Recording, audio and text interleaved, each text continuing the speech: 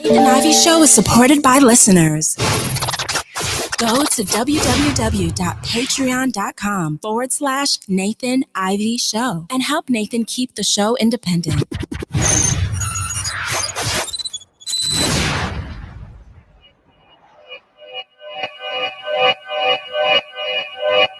Yeah, talking to my mirror like I love you so much. Curving on my critics like I heard you, so what? You can't kill my confidence, I think I'm the man. Tally all the I ever gave on my head. Lately I've been living like I can't take a loss. They ain't wanna help me, that's what made me a boss. You can't kill my confidence, I think I'm the man. We don't give a that's what they don't understand. Back again like flu season, I broke records while loose leafing. I'm coming down my roof, leaving, don't give a I don't care. Did the for my lonesome, no wonder now I'm on one. No shortcuts on that long run, all I really want is my share. Get on my gut, on my told him it's nothing. In the discussion, for them feelings I throw on my pain on percussion.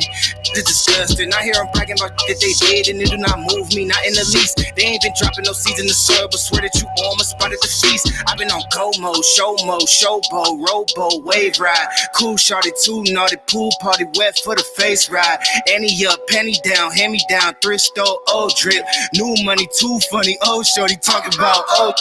I'm on they now, can't get a pass now. I'm a cash cow, keeping it brash now. It's trash now, I'm a spaz out. I've been killing my lows and living on highs. You see in the skies the proof. You could just see in my eyes that there is no lies. I cannot disguise the truth. I've been duck dog, getting in my new merch, color duck sauce on the new couch with my chucks on. Get the on with that hate. I'm big cool on the small chat, cause I know now that I'm all that. Got a hawk guy on the ball cat, get the out of my face. Talking to my mirror like I love you so much. Curving on my critics like I heard you, so what? You can't kill my confidence, I think I'm the man. Tally all the I ever gave on my head. Lately I've been living like I can't take a loss. They ain't wanna help me, that's what made me a boss. You can't kill my confidence, I think I'm the man. We don't give a that's what they don't understand.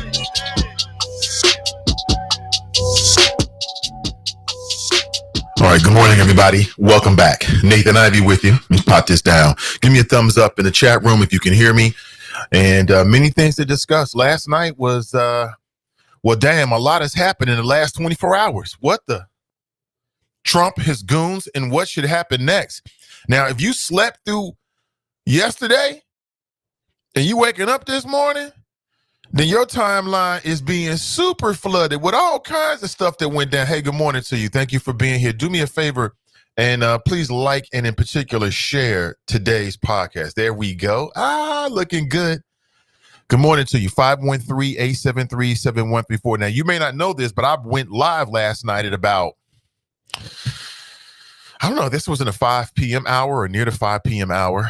I didn't get off until after 6. So sometime around 5 p.m. yesterday. I can't remember exactly when. I just felt compelled to do so that CDM had a presence out there and gave you a platform, an independent platform to talk about what was happening yesterday. If you missed it and you're waking up since yesterday, like you didn't know what happened for whatever reason, you was in a self-induced coma or you just were tired or whatever, and you waking up, your timeline is super flooded about the events of last night. If you look at today's cover art, what you're going to notice about that is that's the Capitol building upside down to illustrate where we are now in this point in American history. And so this morning, I want to do a couple of things. I want to give you updates as to everything that's happened within the last 24 hours. I'm going to go back a little bit because I know there's some people out there that missed it. I'm going to give you updates as to what's happened since the last time I broadcast, which is last night. And in general, I'm going to name the names, expose the games, and call out the lames. I'm going to keep it 100 with you this morning because that's what we need in these days and times. Since last night, Donald Trump has now reasserted his commitment to a peaceful transfer of power. But I'll be straight honest with you. I don't think that we can trust Donald Trump to be in office for the next 2 weeks. We are really and truly living in the last days of common sense. When there's a serious conversation in this country about impeaching the president during the last 2 freaking weeks of his time in office, I'm here to tell you that I told you so.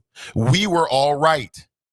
All of us who could see Donald Trump for what he was, we're all right.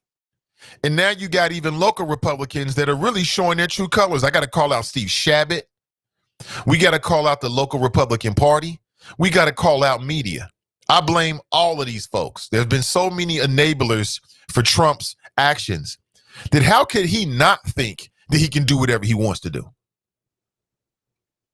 He's been doing this from day one. Since he says he likes to grab women by the ussy and people make jokes about it. That's just guy talk. That's just the way men talk in the locker room, except that he wasn't in the locker room and he's not an athlete. He's supposed to be the president of the United States, or he was hoping at that point to be the president, a candidate for president of the United States. And some folks out there voted for him anyway. If you listen to the show, all of us know at least one black man that voted for Donald Trump and has been caping for this buster for 4 years. So am I surprised as to what we saw yesterday? No, I'm not surprised. I'm not surprised because it was in the media. They've been talking about this and planning of this. It makes me wonder, why was the Capitol defenses so not ready for what was happening when everybody who has a Facebook account knew about it? Was it an inside job? How was this possible? Did you know that Twitter, so say social media, Twitter and Facebook, they have temporarily banned Donald Trump's account? And finally, this man's been telling lies for 4 years. And I'm speaking about Facebook and Twitter, have allowed him to do it. And it took for people to get killed, for Trump's goons to actually show you that they mean business, for these social media giants to do what they should have done from day one. If they would have sat his ass down, and I'm speaking about Donald Trump, the president, and say, you know what? We're not going to allow you to use our platform to spew your venom, to spin your lies, then perhaps he would have stopped a long time ago, but they didn't. In an effort to try to make themselves look good, finally, after people get killed, after goons ratchet up their behavior, now all of a sudden y'all want to be responsible. They should have been did this. They should have done this a long time ago. They should have snapped his account and threatened to ban him permanently years ago. They should have did this before COVID. But they sat back and did nothing. The media as well. I'm calling out the media. All the media that's been playing games and, trying to rubber stamp and gloss over the actions of the president. And, he's just not a politician. He's cut from a different cloth and all this. Making excuses. You have all been enablers. If you're Donald Trump, why shouldn't he think that he can do whatever he wants to do? Why shouldn't he think that he can incite violence among his goons? He's been doing it for years. He's been telling these lies since November. He was lying about the election before the election was even over with. The man was trying to stop people from mailing in their ballots. The man lied about COVID and stalled the U.S. response, and people died.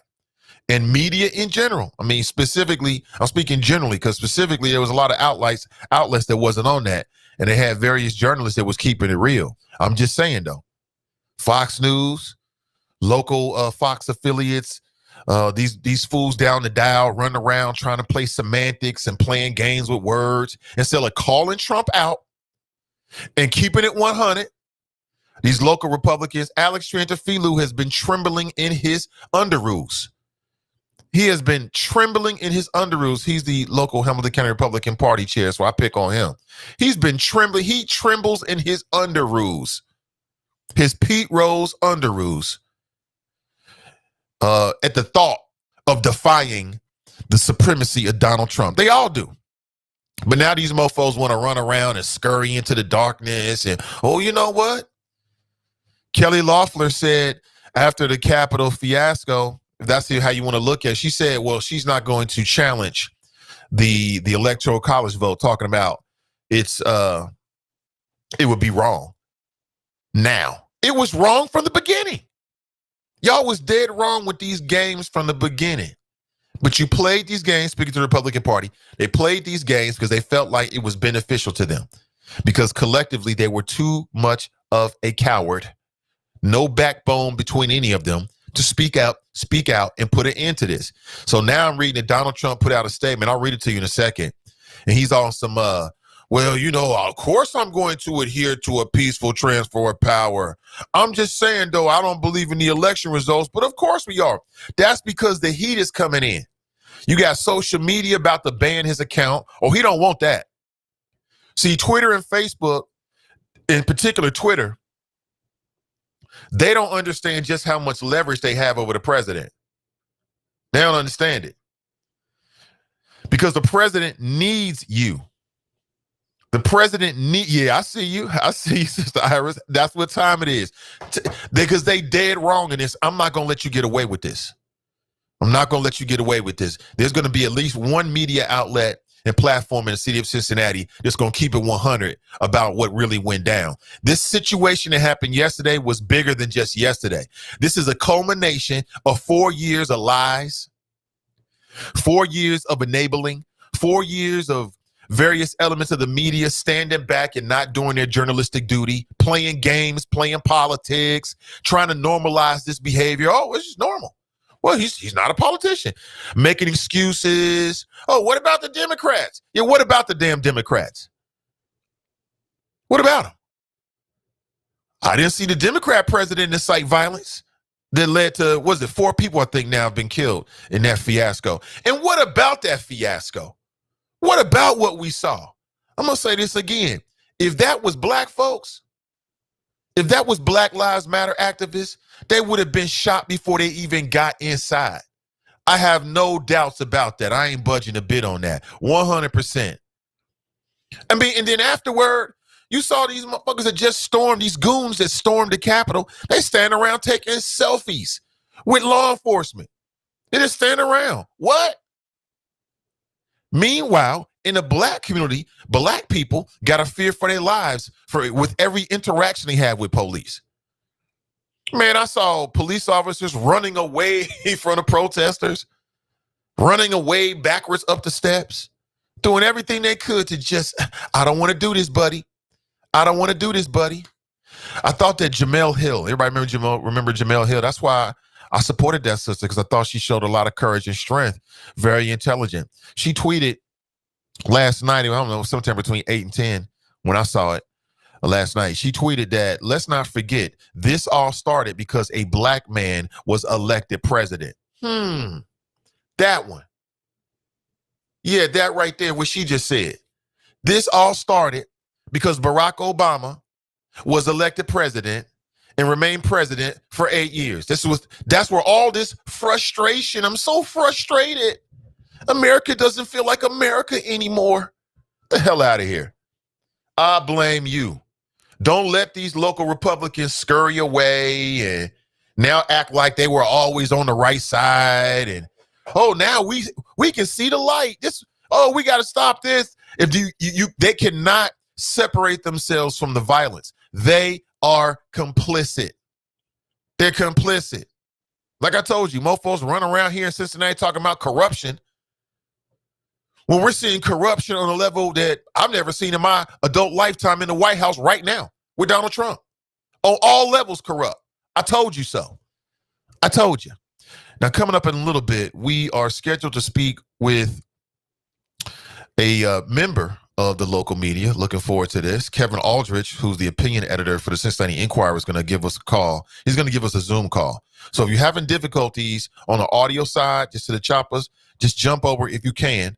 And if not, then I'll make sure that in post-edit, if we have any issues, that you get a chance to hear just in the audio all of his conversation. But he's going to Zoom call us later on this morning. All right, coming up at about 8:45. So it'll be interesting to hear Kevin's thoughts on everything that we saw last night. Let me take an early call because I'm outraged.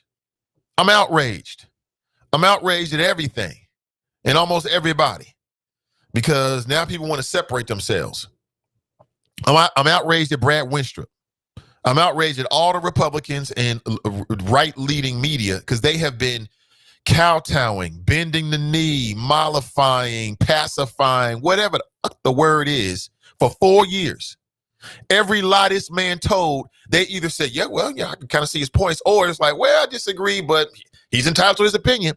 Every lie he told, every dictator-esque move he made, they rubber stamped it, and it led to what we saw yesterday. I mean, Donald Trump is a man who basically encouraged people to do violence against the governor of Michigan, Gretchen Whitmer.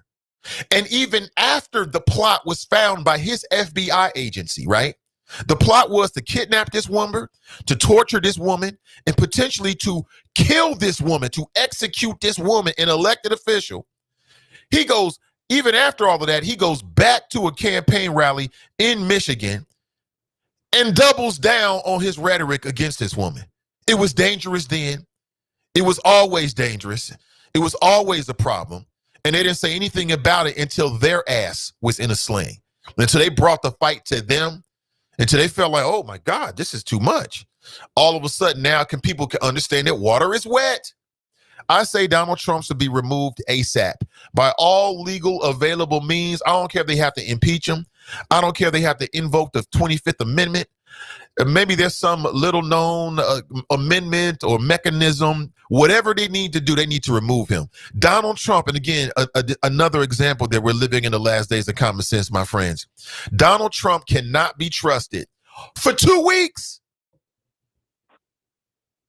This grown man cannot be trusted to be the president for the next 2 weeks. That's how ill it is.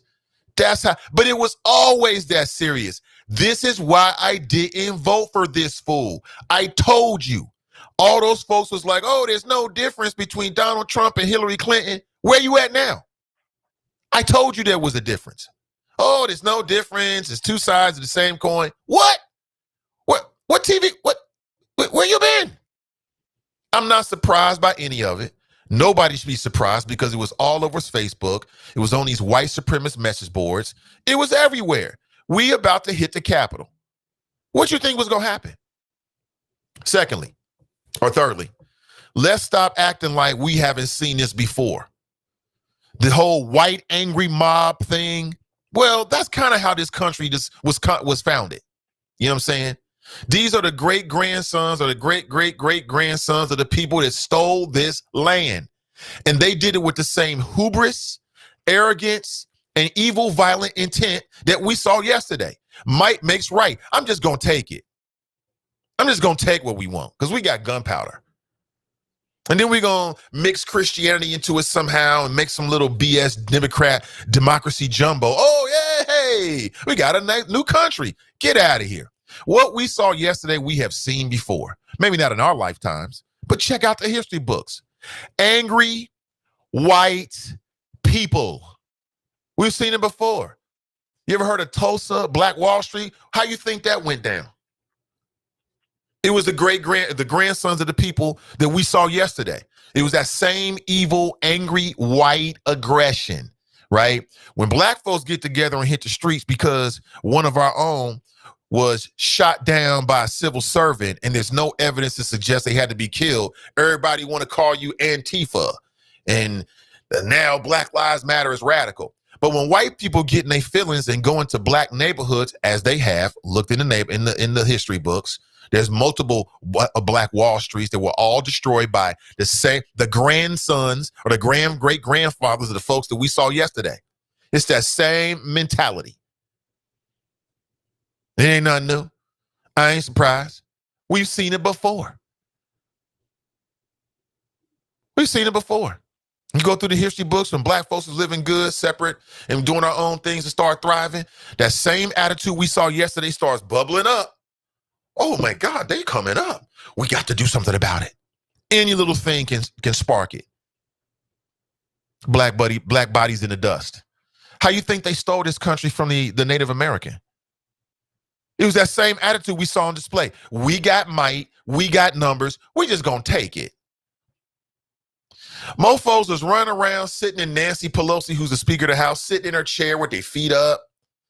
I seen a white dude that had the podium and was walking out with the podium in an image. You see that? It's the same attitude. I ain't surprised. We shouldn't be surprised by this. We told you. The number one security threat to this country is not the brown man. It ain't the black man. It's the white man. Always has been and remains that way today. Period, point blank. We saw it yesterday. Period, point blank. And as outraged as these people in the media act like they are, if that was black folks, oh my God, man, they would have called in the U.S. Guard, the National Guard off top, off day one. It never would have got that far. And how you get inside of the Capitol building? How you do that? They running through the halls, running through the hallways, running to offices. You got lawmakers cowering in fear. Oh my God, are they gone yet? Oh, dear Lord, thank you. I mean, I'm just keeping it real with you. So those are some of my thoughts. I know some people might say I'm a little bit radical with it. You know what I'm saying? Because I'm racializing it. But I'm tearless and fearless on it. That's just what I see. What I saw yesterday, go look in the history books. We've seen it before. We've seen it before. We want it. We gonna take it. We got might. We got numbers. We're going to overwhelm you, and then we're going to give you a new religion and change your name and then call it democracy, right? You love it. Uh-huh. Like I told you, I said this for months. If Donald Trump, the scariest thing about Donald Trump is that if yesterday went his way and they stormed into the Capitol building and were able to get the whatever paper documents that they have for the Electoral College and then burn them and dance around the fire and then start chanting, make America great again. And therefore it led to him being in office. He would have did it. He would have did it. And some of these Republicans trying to separate themselves would go along with it. Like Steve Shabbat, like Brad Winstrup. They would have went along with it. They would have went along with it 100%. So we're going to see where all these law and order people, are they going to connect the same dots that I did this morning? We'll see what right-wing radio in this city does and what they say. Are they going to call out Shabbat and Winstrup and the Republican Party for basically doing nothing and saying nothing, putting up no resistance whatsoever? While Trump has been, if you want to put it this way, destroying and bringing down our democracy. I mean, you got to tell me. You got to tell me what you think. 513-873-7134. Let me go straight to the phones. Hey, good morning. Welcome to the show. Good morning. It's Donita. How are you? Hey, Donita. Good morning. I'm doing okay. I share your outrage, but I have to disagree with you on a few points. I do not believe that this started 4 years ago. This started in 2003 when Barack Obama ran as a Democratic candidate for the nomination. This started back then because what they started was that Barack Obama was a Muslim. He was a socialist. He was for the destruction of this country. And if you go back and you think about it, from the time this man hit the Iowa caucus, that is all we have heard is the criminalization of Black people. We are trying to take over and kick the white man out. And they used Obama as the poster boy for why white America should hate black people. So no, this didn't just start with Donald Trump being elected 4 years ago. They set this up. Barack Obama, in one of his speeches, said that the Republican hatred for him created Donald Trump. And they are right. Think about it. After he was elected, Mitch McConnell said his primary goal was to make Barack Obama a one-term president. He hadn't even been in office 2 weeks when Mitch McConnell made that announcement and was laughing and was proud. And the Republican Party, for 8 years, that was their strategy, and that's what they did. And they were proud of that, Nate. They were proud of the fact that they could be obstructionists and not serve this country, that they could do what they wanted to do because they would vote party over country every time.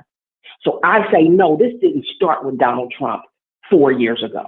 This started 13 years ago. And they are just now getting what they deserve.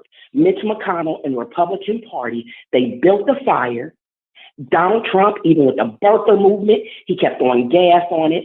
We're all, Mexicans are rapists. Black people are living in hell. We have nothing to lose to vote for him. All of that gas. And they sat back, they watched it, and they said nothing. And yesterday he finally threw the match, and they got what they got. Agreed, 100% on that. And I just think it's a shame that we see people now, it's so un-American to storm the Capitol. Well, you know what? It's un-American to criminalize Colin Kaepernick for taking a knee. That's un-American. You understand what I'm saying? It's un-American to turn hoses and police on people that are protesting simply because you're killing unarmed black people. That's what's un-American. But they was all cool with all of that. You understand what I'm saying? But now because you storm a building, and I'm not saying that it wasn't wrong, because it was. But why is it that storming a building is more important and so much wronger than killing black people? They weren't outraged over that. They could care less.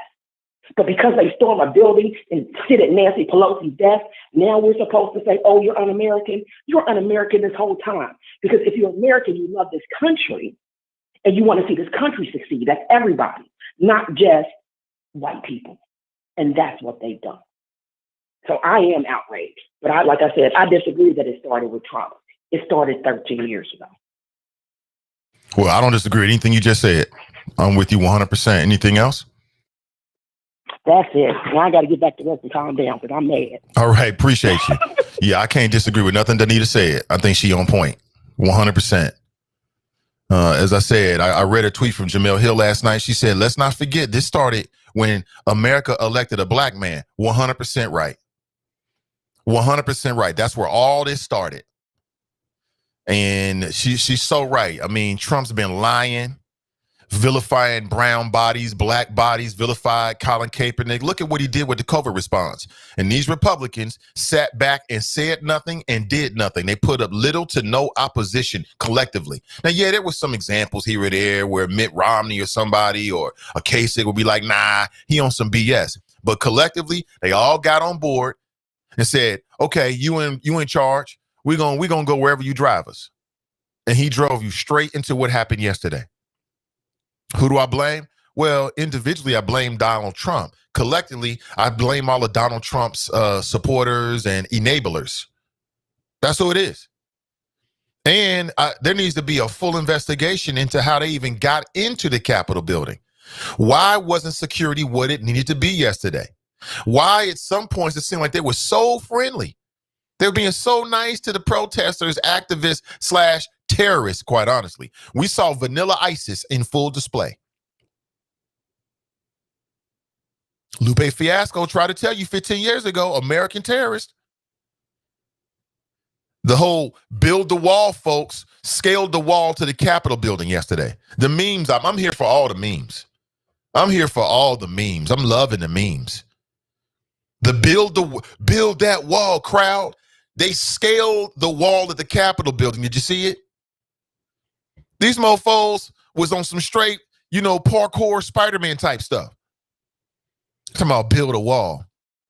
I think that Trump should be removed immediately. He cannot be trusted. Think about this, folks. The president of the United States can't even be trusted to operate a Twitter account. Can't even be trusted to operate a Twitter account. And some of our family and friends, not you, I'm sure, voted for this fool twice. Running right here talking about some Sleepy Joe. Sleepy Joe? They voted for this fool twice. And I don't know, will this be a reckoning? Will this be a situation where we can get beyond the partisanship? I don't know. I would say bravo to Congress last night because they reconvened. I love what Nancy Pelosi said. She was like, you know what? To the people that tried to stop us from doing our duty, you have failed. I love that. She was like, you have failed. And you did. They said, you know what? Police, come in here, clear them out, back into business. And they went back and certified the election, the electoral college votes for Joe Biden. Joe Biden is going to be the next president. Wouldn't have been my first choice, but it don't matter. It is what it is. With the reflection of the people. And all these people belly aching about, well, the election was stolen. If you don't have any proof, sit down and shut up. Anecdotal evidence is not the same. Well, how could he get so many votes? It's called turnout. It's called turnout. I blame all of them. But what are your thoughts? What did you think about what happened yesterday? What did you think about Donita's call? I thought she was 100% on point. I detect no lies. I agree 100%. This started with Obama. Remember post-racial America? How post-racial are we? And again, I think we should go back and talk about the whole history of it. Like, I'm here to tell you that what we saw yesterday, we've seen before. Angry white mobs. Angry, largely white mobs. I seen one brother. I'm like, oh, damn. It would have to be one brother there looking like a fucking idiot. Looking around like, damn, I'm gonna get more charges than my my counterparts. You see this brother? I'm like, you fool. Let them do that, man. But largely white angry mobs. The kind of white angry mobs that wiped the indigenous people off of this land and then say, you know what? This is ours. The same type of white angry mobs that you go through the annals of history. Wiped away black excellence because they got in their feelings. Like, wait a minute, I got the same kind of house. You must have raped a woman, right? Same deal. We've seen this before. And the American history books don't like to talk about it too much. And American media, modern day media, don't like to go back that deep. But again, we've seen this before. Let's go acting like you ain't seen this before. Angry white males. And here's the thing about it. What's your name, son? Come say hi. Get it in this morning. This is a lot of sugar. I don't want you to have this. Go get yourself some fruit. Yeah, it's too much sugar. You go get your sister then. Oh, okay, she'll do it for you. Now tell your mother. Tell your mother. Mom, wake her up. I can't. I don't want to. I don't want to start Mom. Okay, you don't want to disturb Mom? Okay, well, you have to wait till Dad takes a break and I'll hook you up. You can't open a banana, man? He's a part of the show at this point. But this is not the first time we've seen these angry white male mobs. Now, there was a woman that was killed yesterday, and I don't know. I'm on the fence about whether I want to show this to you. This is very violent. This is violent. I think what I'll do is I'll link it to you. The video I saw is on World Star this morning. You know, the white woman that was shot, apparently she was like a 14 or 15-year Air Force veteran. All respects to the dearly departed. She got shot. Looks like she got shot in the face. Well, this morning I saw another angle of the video, and apparently she got shot by some of the security. I don't know. It looks like she was trying to get through the door, and she got up on the door, and dude shot her. She fell straight back into the crowd and onto the floor. All right, I can give you these. I declare war. Okay, here you go, man. Daddy's working. There you go. It's all about them babies. He has completely wrecked my train of thought. So let me regather, my forces mentally, so to speak. Let's just take a phone call. Good morning and welcome to the show. Nate, what's going on, man? How you doing? Can you hear me? I do hear you, and I'm doing well. Good morning, brother. Welcome to the show. I appreciate it. Hey, I just wanted to piggyback a little bit off of what Donita had to say.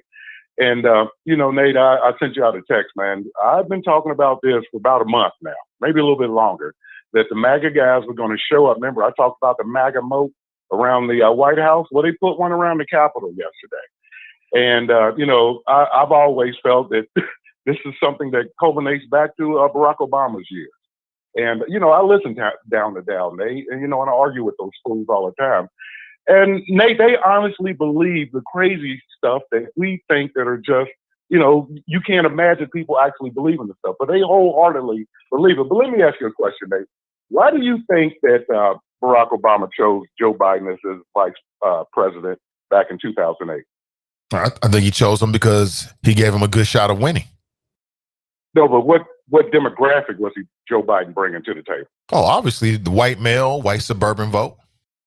Centrist, that Democrat centrist vote. Right. And the reason why Joe Biden chose Kamala Harris is because of what? Well, the opposite in these days and times. You know what I'm saying? We need for black folk, for the black vote. Right, the black vote. Right. Well, to go back to Danita's point, the reason why this goes back to Barack Obama, Nate, is because if you remember, what was the reason why John McCain decided to bring Sarah Palin on as his vice president? Because she could bring out the very fine people. That part of the Republican Party that, let's just, call it what it is, the racist part of the Republican Party. That's why she was brought into the fold. And I've been saying this for years, but Donald Trump is nothing more than the male version of Sarah Palin with even worse big hair. And this is what we got, folks. I've been saying it for years, Nate. This is why I go back, and I'm going to disagree with Joe Biden. I know. Everybody cut the tape right now. But this man has shown time and time again that there's no redeemable qualities about him, Nate. After the election, when we thought the Democrats really didn't do as well as we thought they should, we were talking about how the Democrats need to, extend the olive branch to the 74 million that voted for Donald Trump because we need to understand each other. I say to hell with that, Nate. I am not about to become the Bottom Jean Party. We're not about to hug it out right now. These people are crazy. And you've been saying this, Nate, and you're absolutely right. And of course, I agreed with you. But if they could have got away with it, folks, remember this. If they could have gotten away with it, they would have disenfranchised, about 20 to 50 million votes in about 4 different states. Disenfranchised the vote of predominantly African-American people. By the way, has anybody heard a damn thing from Tim Scott? He missing like Katrina Pearson right now, Nate. Am I lying or flying? Tim who? Back when we needed police, Tim Scott. Remember the brother from South Carolina? Oh, no, I know. I'm just playing along senator? with you. I know who you're talking about, the senator. Yeah. You remember when we needed police reform, it's like, hey, Negro, get out there and say something. But Tim Scott didn't say a damn thing when they were trying to disenfranchise specifically black and brown vote. It's like Drop. Where you at, Drop? Bring your punk ass up. You got to come out and say something. I want to hear you make a statement. Nate, I'll end with this. Last night I was on Down the Dow. You know what I told him? I was talking to the guy that I think is, he got some little sense about him, Sterling. But I told him it's about time for you. I use reverse psychology on them, Nate, when they talk about what are your community leaders saying to your people and what are they saying to the community. I told him that I think it's about time for your community leaders, for you to speak to your community and tell them that, no, actually, in those particular states, those were Republican legislatures that made those changes right before you decided to vote because we're in a freaking pandemic. Stupid. It's not that complicated. That they should point out to them that, these are the same people that were talking about respecting the blue and flying the blue flag. Did you see the brother they was chasing up the steps with the stick? He was running like a mug, Nate. I kind of felt sorry for him. I wish he had some mace. Just imagine if he had a gun and he shot a couple of them, especially the white guy with the, what do he have on that AC/DC T-shirt on or whatever. What we saw yesterday was another example of the racial divide in this country. Every black person in America was saying to themselves, black folks wouldn't have got up the damn steps, Nate. Nate, let me get back to work, man. I'm trying not to get heated. This is actually my Friday, y'all. This is actually my Friday, so I'm about to sip a little bit more of my coffee, maybe pour a little Bailey's in it. And like I said, Nate, I'll catch you on the rebound. Hopefully they getting what I'm spitting. And soon you will hear from the Politically Petty Show. P squared. I'm out. Take it easy. That's Mason Mahler. And he is working on a podcast coming soon. So, of course, I agree with everything he said as well. 2 calls, 2 for 2 in my opinion. 2 for 2. Can't disagree with anything. I detect no lies. 100%. What is wrong with the white family? What is wrong with the white family? Go speak to your people. Where are the white leaders? What's wrong with the white church? We saw largely white people in the streets that did this yesterday. Why? Why? What is the problem? What is the disagreement? Like I said, I mean, a protest, even if it gets a little bit of rowdy, I mean, that's all about a democracy. But what I saw yesterday was a straight up damn near coup attempt. What would have happened if there were no Capitol Police? What would they have done? Would they have held some of these legislators hostage? I don't know. But it's Trump. Trump himself is responsible. And it'll be interesting to see what some of these irresponsible, primarily white male, but also white female media types who have been kissing Donald Trump's ass and rubber stamping his bad behavior and moving the needle over and over again for the last 4 years. It'll be interesting to hear what they have to say this morning. Everybody's going to come out and say, oh, we condemn the violence. We condemn the violence. That's easy. But are they going to have a come to Black Jesus moment where they look themselves in the mirror, look at a mirror and realize that they have been a part of the problem as well? Run around here trying to come up with reasons to try to normalize Trump's behavior. I told you the man was never worth, we never deserved that. And by we, I mean the country. We deserved a better president. I'm not saying a president to say all and be all, because really I think it's on the individual and your community and what you do. I'm in Cincinnati. Yeah, what happens nationally absolutely matters. And speaking of which, Chuck Schumer promised $2,000 checks. Now, is that an additional $2,000 or would it be a $1,400 check so that you get in total $2,000? I don't know. But that was reiterated within the last 24 hours, so we shall see what happens. Let me go to the phones. Good morning. Welcome to the show. Hey, good morning, comrade. Hey, Black Russia. How you doing, brother? All right, what's up? Doing great. Welcome. Hey, yesterday, I was doing some business yesterday, right? And so I came in and the TV was on. And it was on just, I keep it on the news. So I walk in and I see what's going on. And I didn't have any words for it, man. It was crazy. Look, and I want to say this too. There's about 10% of African Americans who probably voted for Donald Trump back in 2016. That's probably fair to say, right? About that percentage. I think it was a little less than that, but somewhere, I think it was like 8% or something like that. But 8 to 10, somewhere. Okay, well, 10 tops, 8 to 10. All right, look, I was one of those, that percentage, okay? I want to say right now, you only see not one black, or you see one black person out there. Everybody else play by the rules. We vote for how we vote. I didn't vote for Trump this particular time in 2020. I went with Biden, but 2016, this is still part of why he's in office. So this is during the term he's in. Hey, nobody's okay with that. And I think Republicans who are sensible said as much yesterday. That's it. But you see black folks, there's no black folks out here condoning that. There's black folks may have voted for him, but they're not condoning that at all. But are they taking responsibility for it?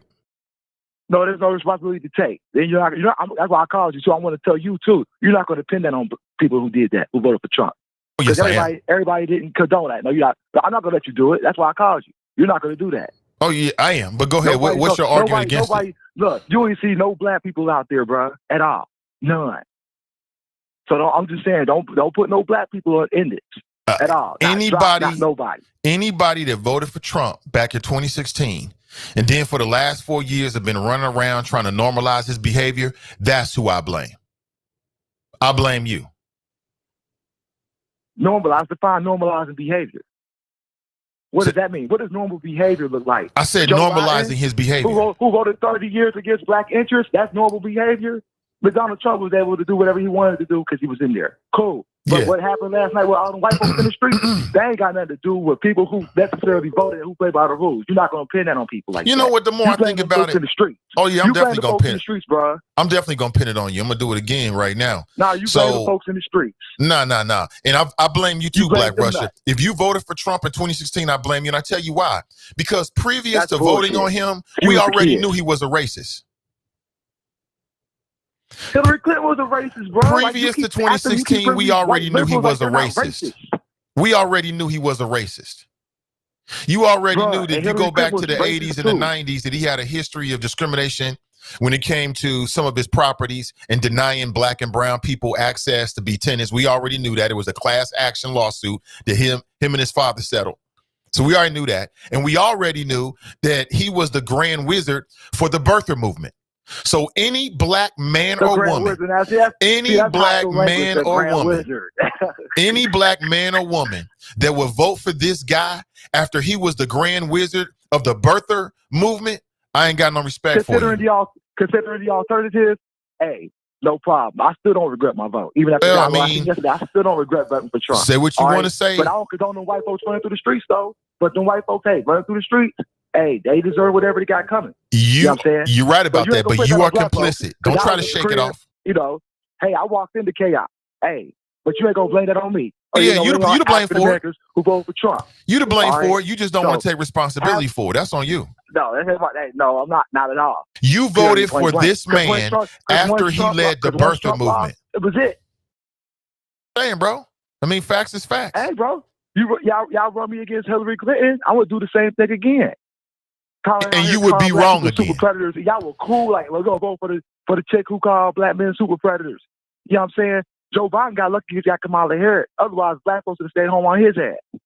But I ain't gonna sit here and run to me that people who supported Trump with their vote are responsible for white folks running through the street. Yeah, you're responsible for putting them in power. Have a good day, bro. Yeah, I will. You are partially responsible for putting this idiot, this racist in power, and you are to blame. You share some culpability. Don't try to shrug that off talking about Hillary Clinton, because that's how we got to this point in the first place.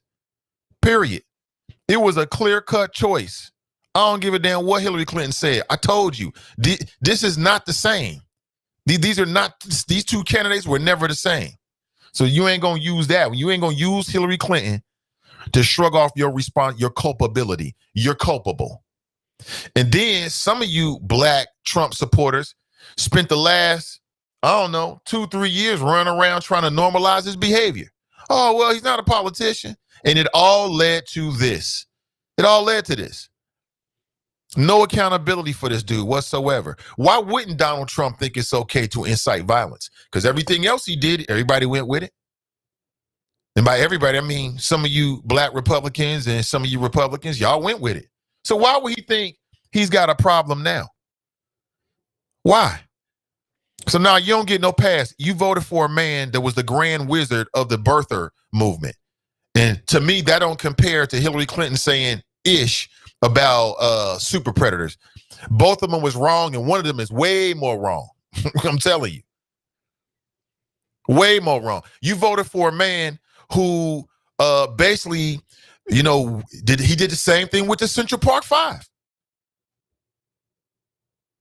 He did the same thing. What we saw from Donald Trump when it came to birtherism and going after black athletes and black folks like Jamel Hill and going after Barack Obama was the same thing he did with the Central Park Five. Now the exonerated Central Park Five. To this day, the man has never publicly acknowledged that he was wrong. So yeah, I blame you. And you can say, you can bring up Hillary all you want to. It ain't the same, bro. It ain't working over here. It ain't the same. You voted for a racist, and I told you that. I told you this back in 2016. This man is something different. Oh, well, Hillary. What? So no, don't try to act like it's all the same, because it's not. It is not the same. 513-873-7134. You voted for the grand wizard of birtherism, delegitimizing black professionals, which we know all over the country black professionals struggle with. And you voted for this dude. On some, back in the 90s, Hillary said something. What? You voted for this dude. His racism is well documented in terms of discriminating in housing, which is an issue that black and brown folks are still dealing with now. But you voted him on some Hillary type ish because she said something back in the 90s. What? You tell that to the Central Park Five. He wanted these young black men to be executed for a crime they ain't even commit. And then he used all of his power in the media as a media personality in New York to try to sway public opinion. And it worked. And it worked. These brothers, in some cases, was incarcerated for years. Never apologized to this day. And you voted for this guy on some Hillary shit like, oh, it's the same. It was never the same. It was the Gilligan move. It was a Gilligan move from the beginning. It was a Gilligan move in 2016, and now everybody can see it for what it really is. So yes, I do blame you. You are culpable, Black Russia, who, by the way, is working on a new podcast called Invasion. You could be, two things could be true. You're wrong as hell on this, but I'm still looking forward to that pod at the same time. But nah, Black Russia, look, see, that's a great example. See, mature people can take responsibility for the things that they do. When you're wrong, just say you're wrong and walk away. That's it. That's it. That's it. That's it. Nothing else is necessary. Oh, man. Let's go to the phones. Good morning. Welcome to the show. Good morning, Mr. Ivey. This is your West Side Connection. And yes, another black, not Democrat, who voted for the Republican Party. Now, I hear everything you saying, Mr. Ivey. I get it, brother. Go ahead, vent. But guess what? Shall I quote the words of a famous reverend? Not God bless America. God damn America. America, your chickens are coming home to roost. So, Mr. Ivey, we got 14 more days. Ain't nothing gonna happen to Donald Trump. Joe Biden needs to get his old ass in gear because guess what? When he sit his ass down behind that big desk in the Oval Office, it's going to be stacked with shit to do. So again, Mr. Ivey, send our condolences to the family of the young woman who was killed yesterday and the 3 other Americans who had health issues like heart attacks during this and died when America was expressing their anger. And then for you, as a voice of black media, to say, if black people would have did it, that's why black people so damn scared, because they afraid to exercise their constitutional rights. Black people over the summer, they were not storming the capitals of these cities and states where these black people were getting killed under the finger of Democrat politicians. No, they weren't storming the Capitol, Mr. Ivey. They were storming the Gucci store, the Apple store, and the Nike store. So black people like yourself, Mr. Ivey, need to stop blaming the American voter for this, for the stuff that's happening in Washington, and blame these lazy, sorry-ass politicians in both parties. And like Black Russia said, shout out to the alt-middle and all their affiliates, you cannot put this, what happened in D.C. at the Capitol yesterday, you cannot pin this to 20% of black people who decided not to vote for the racist Democrat Party, whose first black president gave the eulogy at the funeral of a freaking grand wizard of the Klan, Senator Robert Byrd from the great state of West Virginia. Now, Mr. Ivey, like Black Russia said, we Americans who chose to exercise our rights to vote for a presidential candidate, this ain't our fault. So again, when Joe Biden get in office, you start holding his ass accountable, because there were 45 other presidents who sat in that Oval Office while this type of chaos happened in the streets of America. This is America. Only in America. It is the land of the free because of the brave. Drop Squad 52 dropping fires to anyone who wants to catch it. January 21st, it's your turn, Sleepy Joe. That's that wasn't Black Russia. That was I'm sorry. That was Drop. I don't even need to respond to that nonsense because this fool voted for Trump twice and has spent the last 3 years on this show running around making excuses and apologizing. Who do I blame? I blame the individuals first. But in terms of culpability, number one on that list is Trump. Number two on that list is all the Trump apologists and supporters. You've been making excuses for him for too long. All right. So listen, if you're on the line, please stay on the line. I have my guests coming in. We got Kevin Aldrich, the opinion editor with the Cincinnati Inquirer. Hey, Kevin, thank you for coming on, brother. And thank you for holding. How you doing this morning? I'm good. Nathan, how you doing this morning? I cannot complain, man. Just talking about these amazing and crazy times we live in. I've been saying it for a while. We're living in the last days of common sense, which is the title of my forthcoming book, Crazy Times We Live In. But, man, how you doing this morning, and what'd you think about what happened yesterday?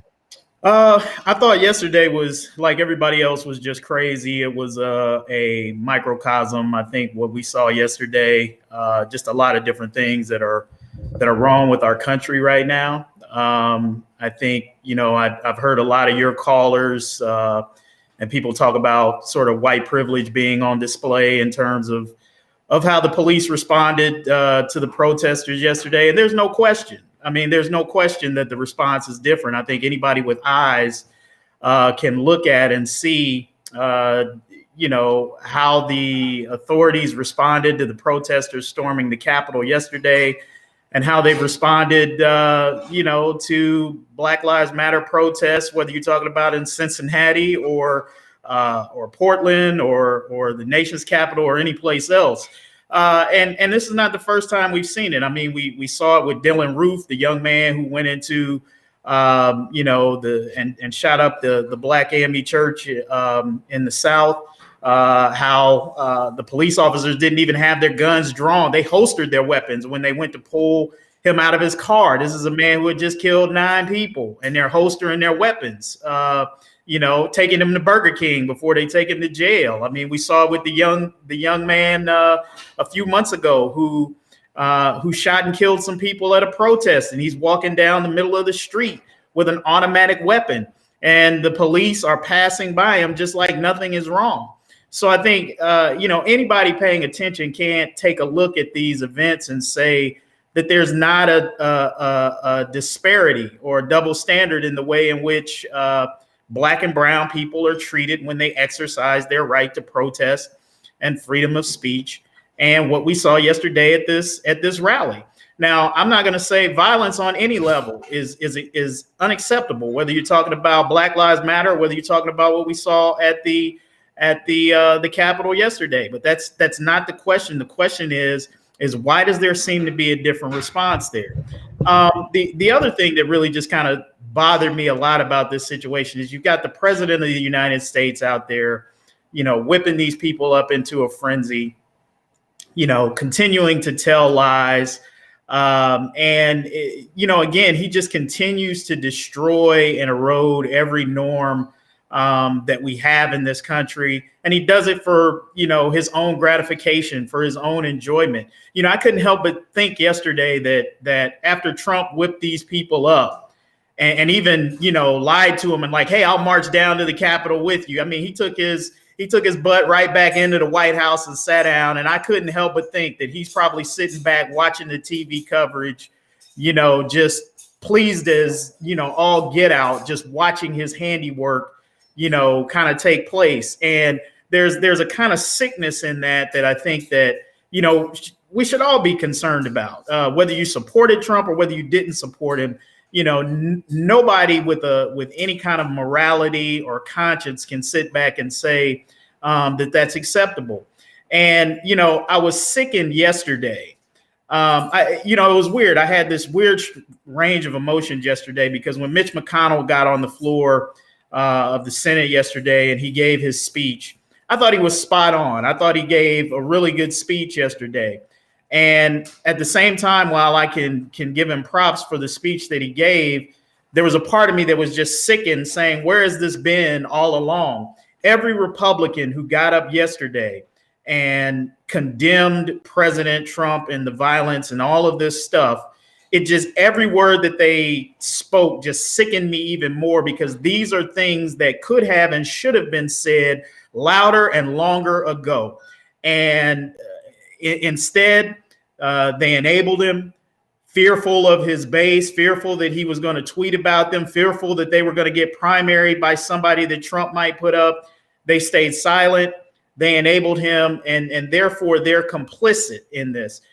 Rob Portman, Brad Winstrup, Steve Shabbat, Warren Davidson, Mitch McConnell, Rand Paul, you name it, whatever Republican you want to name from our area and indeed across the country who has kept silent over the last 4 years, while this man has just talked crazy. And words matter, especially when they come from the president of the United States. And all of them who kept silent, they are complicit in this. Now Trump bears 90% of the blame. Make no mistake. Well, I shouldn't say 90% of the blame. He shares a lot of the blame. There's personal responsibility. You know, I wrote about this, after Trump's inauguration, and I said, it's not about Trump, it's about us. Because Trump can say whatever he wants to say, but each of us have a personal responsibility to be accountable for how we respond to things. And we have failed the test over the last 4 years in our response to what this guy has said and done. We have not been our best selves. We have not handled it correctly. And so I think first and foremost, we have to lay the blame at the feet of the people who actually did it. Because while Trump whipped them up, you still have to make the conscious decision yourself, to go out and perform these actions. So, Trump deserves a lot of the blame. The people who did this deserved a lot of the blame, and his enablers certainly deserve some blame. And so, those are just a few of the things that were going through my mind yesterday. Unfortunately, a young woman lost her life. And here's the thing, Nate, when you think about this 35-year-old woman, I believe her name was Ashley Babbitt. She was an Air Force veteran. She did tours in Iraq, Afghanistan, did a bunch of tours, survived it. She's in war zone, survives it. She comes home and is killed on American soil by federal officers, all because the president of the United States filled this woman's head with lies. Just think about the irony of that for a minute. A person who risked their lives to defend our country survives all of that, comes back to the United States and is killed senselessly, needlessly, because of the lies and false claims of her president of the United States. That's sad. However you might feel, there might be some people out there, well, she got what she deserved, she shouldn't have broke in, all of that. And yeah, when you break the law, it's Russian roulette, you roll the dice, but it's still sad nonetheless. It's sad commentary. It's very sad commentary on the days and times that we live in. No, I agree with that. But yeah, I'm with you. I was sickened as well. I mean, to use that word, when these Republicans stood up, and it's like, this was always wrong. Mm-hmm. You should have been condemning this for months, for years, going back to birtherism, right? Let's take it all the way back. Yeah. Do you agree with Jemele Hill? Jemele Hill, of course, ESPN, and she had her very highly publicized back and forth with Donald Trump when she called him out. Then she got on his radar screen. He would tweet about her, but she tweeted within, sometime last evening, I watched it, in which she said, look, let's not forget, this all started with the election of the first black man. Do you agree with that? Oh, yeah, absolutely. I mean, and I've said, and I've written that many times before that, it's interesting. Just take a look at this. When Barack Obama was president, what group sort of came up shortly after his election? The Tea Party. We recall the Tea Party came up and they were all in vogue, and a whole bunch of them ran for office and they got into Congress and all of that sort of stuff. When's the last time you heard anything about the Tea Party? in the United States. You haven't heard anything about the Tea Party in a long time. The reason why you haven't heard anything about the Tea Party in a long time is the Tea Party has become the Trumpers.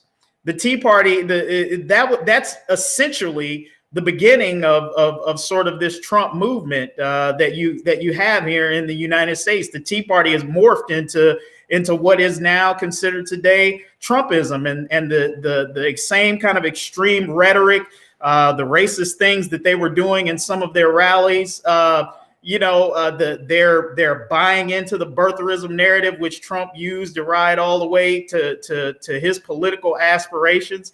There's no doubt that the election of a black man to the highest office in the United States sent shockwaves through certain parts of this country that signaled that change was coming in a way that and much faster than many folks were prepared to deal with.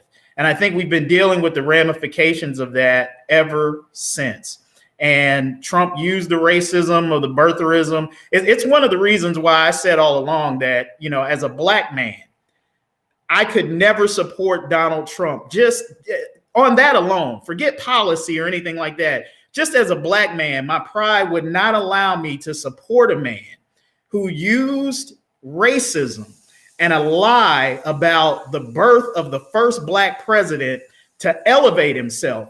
I just don't understand how anybody, I guess as a black person or as a black man, I just don't understand how you can put that aside and say I will support somebody like that. Because that says to me that if he would do that to Barack Obama, it lets me know that he doesn't care anything else about the rest of us, regardless of what he says. And that may not be a popular opinion. That may be controversial in some circles, but that's just how I feel. And I've said from day one that Donald Trump, for no other reason than that, has always been unfit to be president. And I will disagree with you on one point, Nathan. You talked about black people who voted for Donald Trump sharing in some of the culpability. Donald Trump should have never been president in 2016. You got a lot of people who are coming out now talking about, well, where did all these votes come from? And you said it yourself, turnout. If you go back to 2016, and I've written about this several times, 750,000 fewer black people voted in 2016 than they did in 2012 when Barack Obama ran for president. 750,000 fewer black people voted in 2016. You don't think that number would have changed the results of the election in 2016? That's black people who not voted for Trump, who just didn't turn out to vote. So the argument that I've always made about black power is that when we turn out to vote in large numbers, like we did this year, like they did in Georgia, we make history, we change things, we elect presidents, we change laws when black people turn out to vote. And we have to understand the power that we wield. Now, that's not to say that we shouldn't hold Democrats accountable. Not even that black people shouldn't expand out and look into other parties. But we have to understand that we have a power as a voting bloc that we need to use and leverage and hold elected officials accountable, whether Republican or Democrat. And we can't afford to sit out elections. We can't afford to stay home, because any black person who doesn't think not voting in 2016 didn't affect their lives, just ask the 350,000 people who have died from COVID. Just ask, all of the black people who are still fighting with and dealing with racial injustice in this country, and you've had a Department of Justice that hasn't been moved to do anything about it, that they pulled all of this, the consent decrees that the Obama administration had been working on off the table. When you think that your vote doesn't matter, you're playing right into the hands of the very people that you rail against on shows like these. Yeah, I feel that way because, going back to 2016, black voters had a choice. You had three choices. It was Trump, Hillary, actually four choices: third party, or don't vote at all. And, you know, for some of the reasons you said earlier about Donald Trump, I just couldn't see and still don't understand in any good conscience how anyone, any black man or one man could have voted for this guy. But I do understand where people had a lot of cynicism with Hillary. She was far from a perfect candidate. She might have earned even some of that cynicism and that criticism that people have for her. So I can get that. To me, there's a big difference between not voting for anybody and voting for Trump. You know what I'm saying? Right. Yeah. And then spending the first 2 or 3 years of Trump's presidency making excuses and apologizing. Because for me, like you said, I like the way you put it. I mean, it's the individual, it's Trump, and then it's all of his enablers. Mm-hmm. And no, I'm not surprised by anything we saw yesterday, Kevin. I'm not surprised by any of it because it was well reported in the media. Mm-hmm. We already knew that, you know, I call it vanilla ISIS, right? And that's a popular term right there, right? We already knew they had been whipped into a frenzy in states like Michigan and Ohio and Wisconsin. This wasn't new. So I'm not surprised by this. And then the only people who were surprised, Nathan, was the Capitol Police. It would right. the people that should have known the most were the most surprised. Right. And then, you know, white angry mobs is a part of the history of this country. You know, it's the formation of this country. Yeah, I mean, look, let's just talk about violence here for a minute and the story of violence in America. And while we always condemn violence, and we should condemn violence in America, it is a part of our history. And say what you will about violence, it shocks people into change. Take yesterday, for example. You had a chamber full of lawmakers, Republican lawmakers, who were set and ready to contest the results of the election, to object to the electors. The violence happened yesterday, while unfortunate, but the violence shocked them into their senses to say, you know what, this crap that we've been pulling, you know, this is real. There are real consequences and ramifications. This is not just some ideological debate or something that we're having. Like, this is real. And, you know, I heard some people say this, you know, over the summer after George Floyd and some of the protests turned violent. But if you notice, when the violence happens, change happens. That's unfortunate. I mean, it's unfortunate. And I wrestled with this yesterday. I'm like, why does it take for violence to break out, for people to say the right things and do the right things that they should have done all along? But that's been, you know, the history in this country, and it's unfortunate. And unfortunately, some people who are watching and paying attention see that, and it only perpetuates more violence because they say the only way we're going to get hurt, the only way people are going to respond is if we go in and bust some heads or destroy some property and do some stuff. And so what we got to get smart enough about is listening to people and responding to people, because there's always a period where people do try to dialogue, where they do try to do the right things and have their voices heard. But it does reach a point of critical mass where people get so frustrated, where they feel like they're so backed into a corner, so disrespected, so unheard, that violence seems like the only way that they can get attention. And it's been proven that it does get attention. It got attention yesterday, unfortunately. So that's not, and I don't want anybody to take what I just said as an endorsement of violence. I'm saying right now, I don't support violence. I don't agree with it. I don't think that there's ever a cause for destroying property or hurting someone else, unless, of course, your life is under threat or in danger. But that has been the history of our country. Our country started with violent revolution. It's gone through, when we look at the period of Reconstruction, you know, which was a critical moment in history for Black people that changed the course of our history, where you had Black people making some gains. And because there were white people in this country that could not handle the progress and the elevation of Black people, they violently, overtook what was happening during Reconstruction. So whether you like it or not, you know, don't blame me. I didn't write the history. I didn't do the history, but that is the history of America. And I think, you know, we have to start being honest about that. Kevin Aldridge is my guest.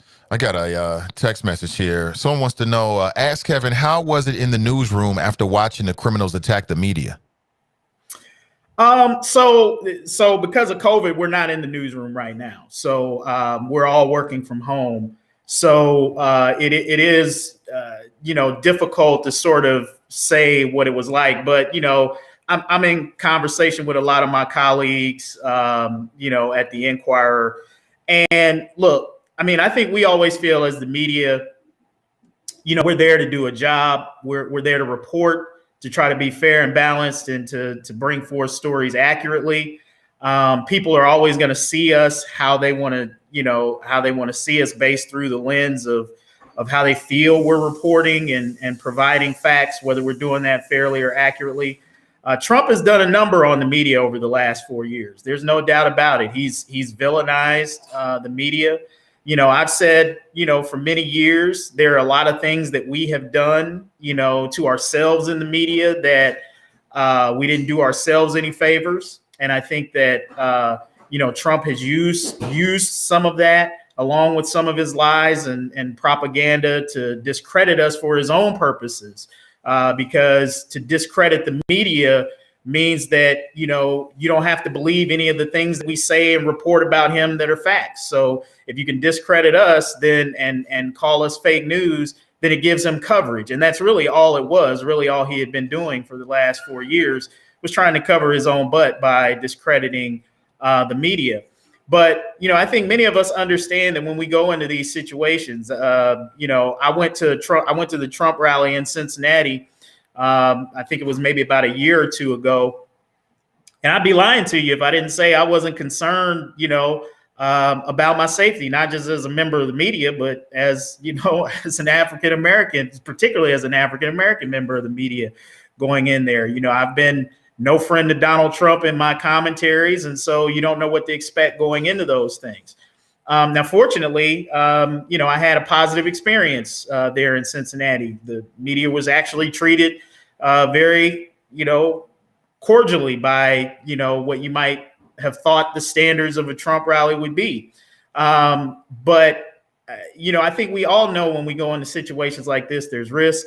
But like any other professional, we try to go in there and do the best job that we can, report what we see and observe, and do it as impartially and fairly as possible. But a lot of us have friends who work in the DC market, and obviously we were concerned about them and their safety, as we're concerned about everybody's safety down there.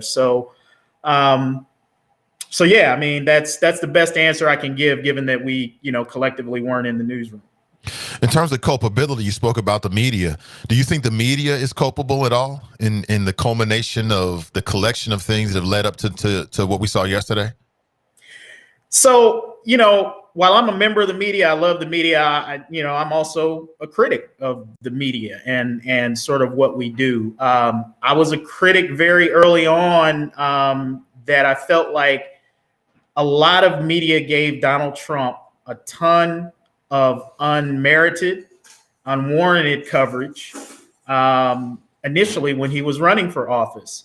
And I think that in the beginning, Donald Trump was saying these outrageous and outlandish things that you had never heard before, you'd never seen a politician say, and it drove views, it drove ratings, it drove clicks. And I think the media, in all honesty, and this is just my opinion, became drunk off of that. I think, I don't think they took him seriously in the beginning, because I think a lot of people thought like, this guy's a clown. America's never going to elect this guy president. So why don't we just milk this for all it's worth? It's entertaining. It's good talker pieces. People will click in, they'll watch us, they'll stay entertained. And he got a ton of media attention from that. Let's not forget, as much as Donald Trump villainizes the media, he never misses an opportunity to take advantage of what the media can do for him. I think that's the other thing. Like, if you pay attention, here's a guy who criticizes the media, but he never turns away an opportunity to get in front of a camera. And so I think the media gave him a lot of attention.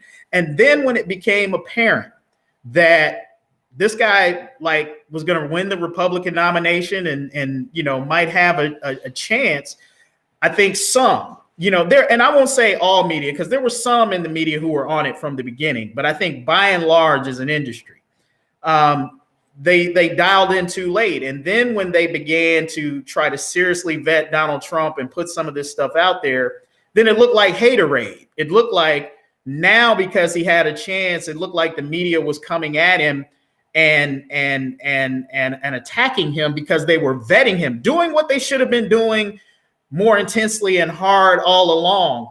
And we have a bad tendency to do this in the media sometimes. We have a tendency to write people off and say, oh, these people don't have a chance, so we don't do our due diligence, we don't run backgrounds on them, we don't ask the tough questions.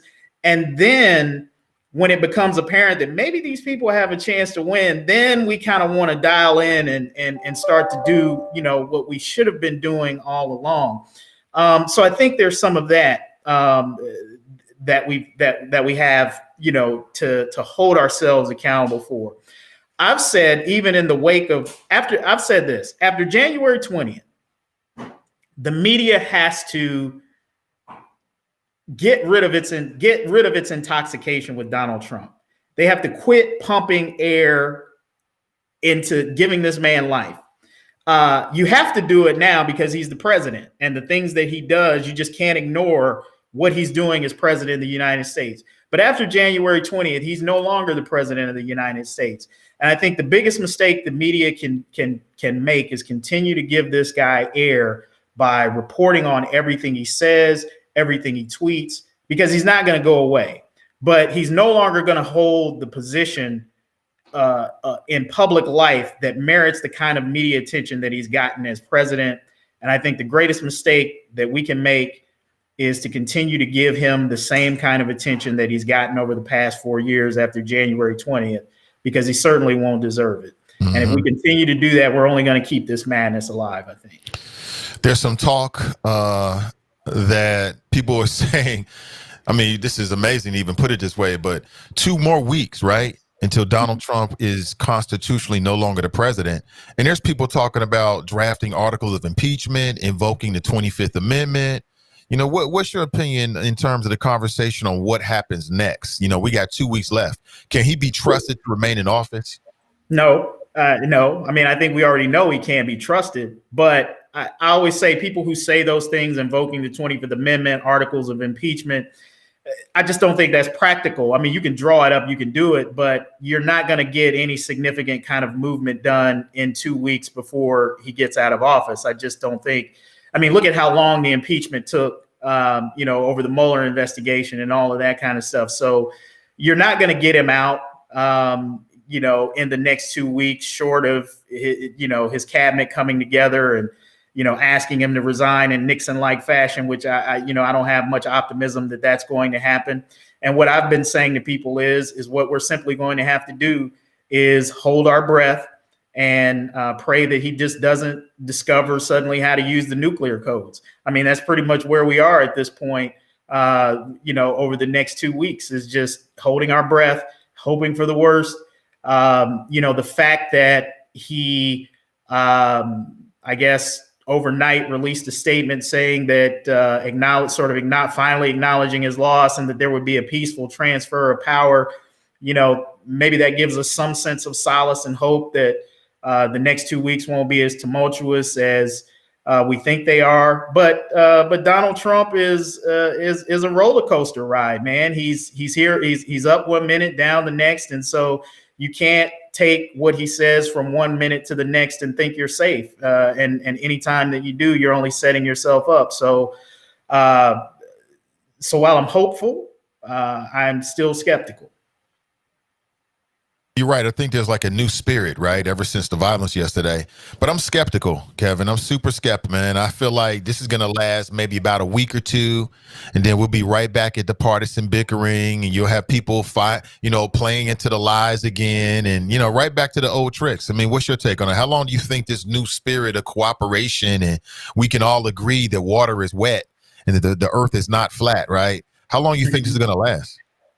Yeah, I mean, 2 weeks. I mean, it really didn't even last that long after the events of what we saw yesterday, because, you've still got some Republican lawmakers. I mean, they went right back into their objections to the electors, maintaining this this false illusion about an election being stolen. I mean, I think you still got a lot of Trump supporters out there who are still drinking the Kool-Aid, who feel like they got a victory yesterday. I don't know what they feel like they won, but still feeling very justified in what happened yesterday. So, again, I'm always hopeful. I'm a man of faith, so my spirit is one of hopefulness. But I'm also a realist, and I just think in looking at what we observe from the behavior, it's going to take, unfortunately, Nathan, I think it's going to take something much more tragic, something much larger than even what we saw yesterday to truly shock our nation out of this insanity that we are currently living in. I heard some people kind of say yesterday was kind of like 9/11. I felt like that was a little bit of hyperbole, that you get after things like this. But I almost think it would take something like a 9/11 type event. It would almost take something like a foreign adversary, attacking the United States, or seeing an act of real domestic terrorism that's on a size and scale that's sort of undeniable to really sort of shock us to a point of just getting our act together and realizing that unless we come together collectively to solve the current and historical issues that we have in this country, we're going to always sort of muddle around in this mediocrity in this country and never really truly achieve the greatness that I know that we're capable of. And so I just don't, given what I saw yesterday, how quickly they sort of went back to business as usual after what happened, I can't say that, that it even lasted, 2 or 3 hours after what we saw yesterday. Yeah, I read that Shabbat here locally, he's the congressman for the 1st Congressional District here in Ohio. He actually went back afterward and kept up the opposition. I think it was Wisconsin, he was objecting to those electoral college votes. So he went straight back to that BS before the dust even settled. Yeah, and because of the gerrymandering, there'll probably be no ramifications whatsoever for him. No consequence. Yeah, well, his district is going to get redrawn. So, eventually he's going to be gone. But, here's what I would say about Steve Shabbat. Here's a guy who, is a perfect example of the kind of thing that we're talking about what's wrong. Here's a guy who kept, and this just goes to show you how much of I'll just say it, how much of a coward he is. Say what you will about, Warren Davidson, Josh Hawley, some of the other people who came out and said that they were going to object to the electors. They came out publicly on record before the events yesterday and said they were going to vote and object to the electors. Steve Shabbat never said one word about him voting prior to yesterday, about him planning to vote to object against the electors. Yet when he got to Congress yesterday, even after everything that happened, he voted to object to the electors. That tells you what kind of a person and what kind of a lawmaker that you're dealing with. If you're going to do it, be out front with it. Why was he so quiet? Why was he so silent? He knew before he got to Congress what he was going to do. Why not be upfront about it? Because that's how some of these politicians deal with. And that's the kind of thing that I just can't have respect for. I think, at least lay all your cards out on your table. Have the guts to say, hey, this is what I'm going to do. But, I mean, what can you say? It's up to the electors to look at that. And I think that, that once his district gets redrawn, I think it's going to be a very different story for him. I mean, this is a guy who's been in Congress for, couple of decades now, and term limits. It's a good reason for why we need to have term limits. I know that's right. Speaking with Kevin Aldridge, he's the opinion editor with the Cincinnati Enquirer. You touched upon something that's my biggest fear. And my biggest fear as to what we saw yesterday is that I don't think that this is the end. And I fear that we're going to have to suffer from the consequences of domestic terrorism. You know, this has been on the radar screen for the FBI, the Black family, people in general. Some media outlets have been talking about this. But I think after yesterday, I'm even more convinced that that energy is not going to go away. And that energy is not going to be satisfied until they do something more spectacular and catastrophic. Mm-hmm. Yeah. So you're absolutely right, Nate. It's not going away. It's not going away today. It's not going away on January 20th. Unfortunately, I think that what we have is sort of here to stay in America, at least for a while. And here's the reason why.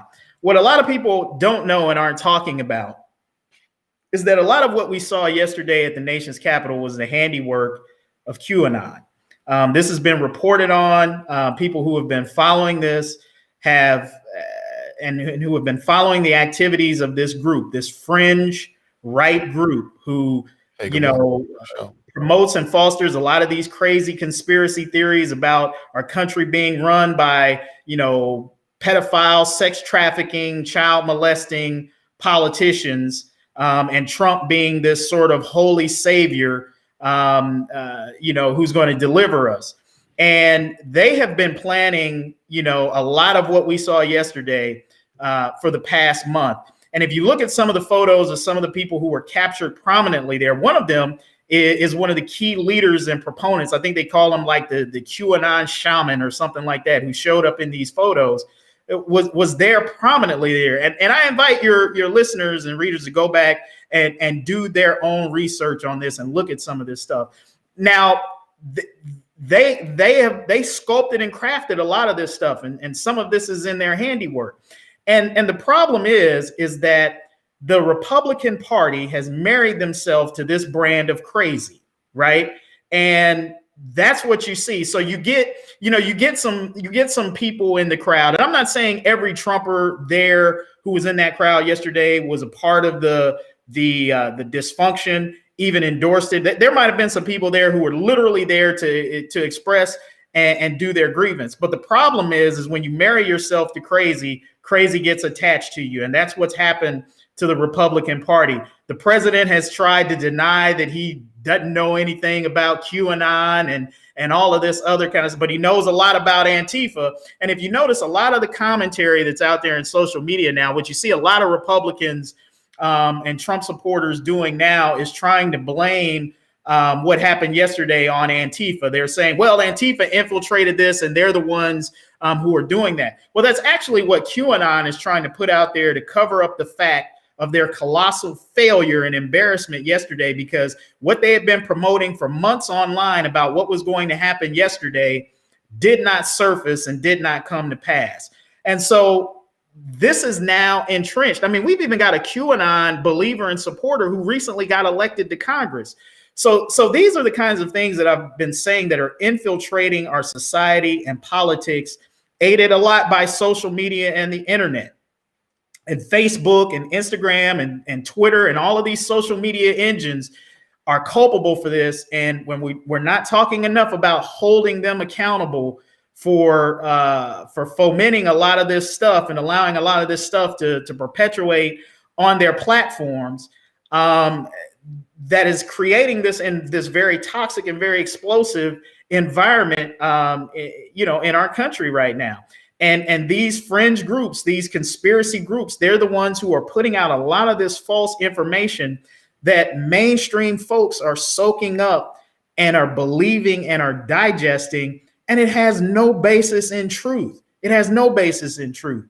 Yet it's being picked up by Fox News. It's being parroted by Republican politicians and things of that nature. And that is very damaging. So we got to get this brand of crazy out of our politics, and out of our society. It used to be this stuff was on the fringes, and it really couldn't leak out in our society in the way that it's doing now. But social media and the internet has changed the paradigm. I'm an opinion editor, okay? Say what you will, but the mainstream media used to be the gatekeepers of what we would consider to be, thoughtful civil, distinguished debate. That's gone now. People no longer need to write a letter to the editor or an op-ed into the Inquirer to get their opinion out there. They got, 1 million followers or 1,000 followers or whatever. They got their own audience. However many followers you got your own audience that you can directly take your message to. And then that gets shared and retweeted and all of these different things. And so usually the folks who would see the kind of stuff that QAnon and some of these other fringe groups are spouting would never let that into the public sphere of like a newspaper or a television broadcast, because most people would look at that and say, it's crazy. It's not factual. It's not based in any kind of reality. So we're not going to publish this stuff. But now with the internet and social media, you have the controls are off. Anybody can say whatever they want. They can put it out there and people will absorb it. And that's why whenever I talk about media, I talk about one of the principles of journalism is that citizens have a role in journalism as well, not just holding us accountable, but also being savvy consumers of information, right? You have a responsibility to make sure that the information that you're consuming and that you're reading and that you're sharing is accurate. But I have friends and I see so many people who just share things that are just patently false, that's made up, that's like real fake news, that's not accurate. And they share it and it gets shared over and over and over again because we don't take our responsibility seriously to make sure we understand who we're getting our news and information from, what their agenda is. Do they have any kind of ethics or standards that they operate from in terms of giving out information? Do they have any training?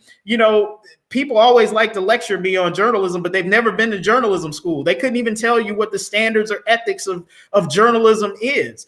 But I'm a trained professional who went to school for this, who studied this, who sort of believes in this. And I put it like this. You wouldn't go to a doctor and have major surgery by somebody who did not have a degree, who did not have the credentials, who did not study, to perform surgery on you. You would not put your life in that situation. So my question is always why do we consume information from people we don't know what their credentials are? We don't know what their training is. We don't know what their agenda is. Yet we'll take the information that they deliver us and we'll swallow it hook, line, and sinker. The thing I say about, journalism, there's a saying that says what you don't know won't hurt you. Well, that's not true. What you don't know will kill you. And, even getting some of the wrong information will kill you, as we saw yesterday.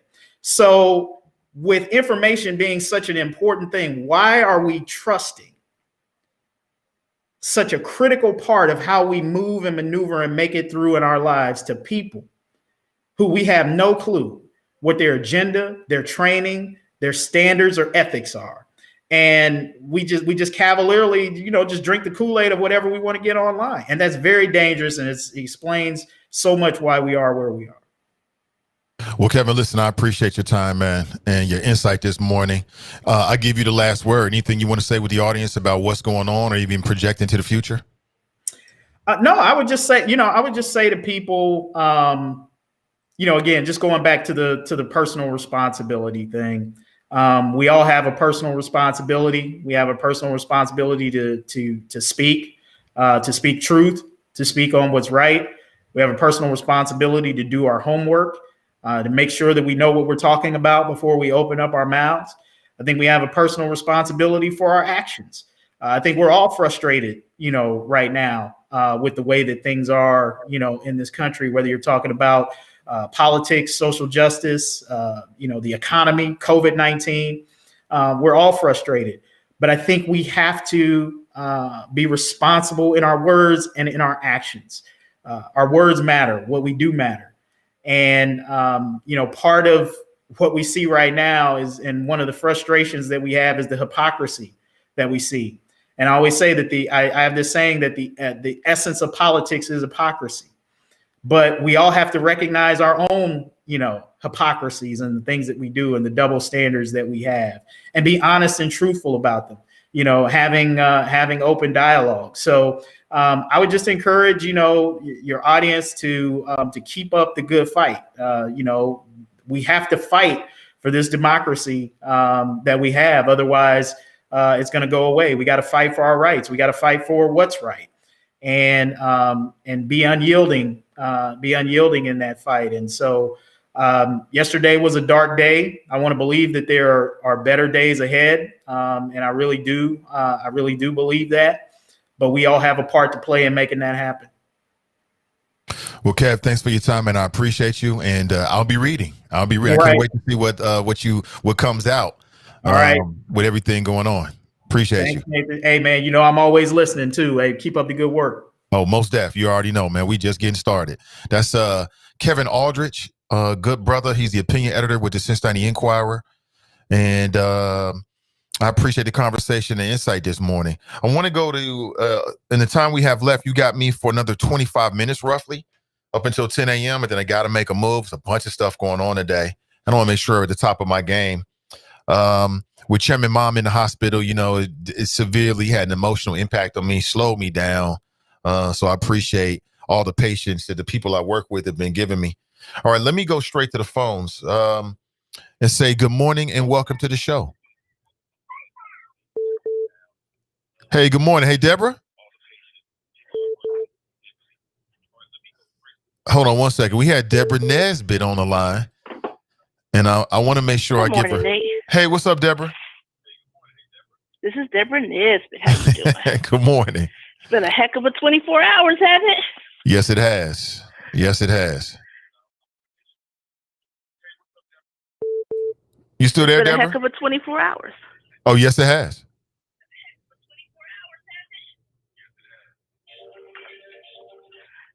Hey, Deborah, can you hear me? Yeah, I can hear you now. Okay, cool. Yeah, I said yes, it has. Yeah. So,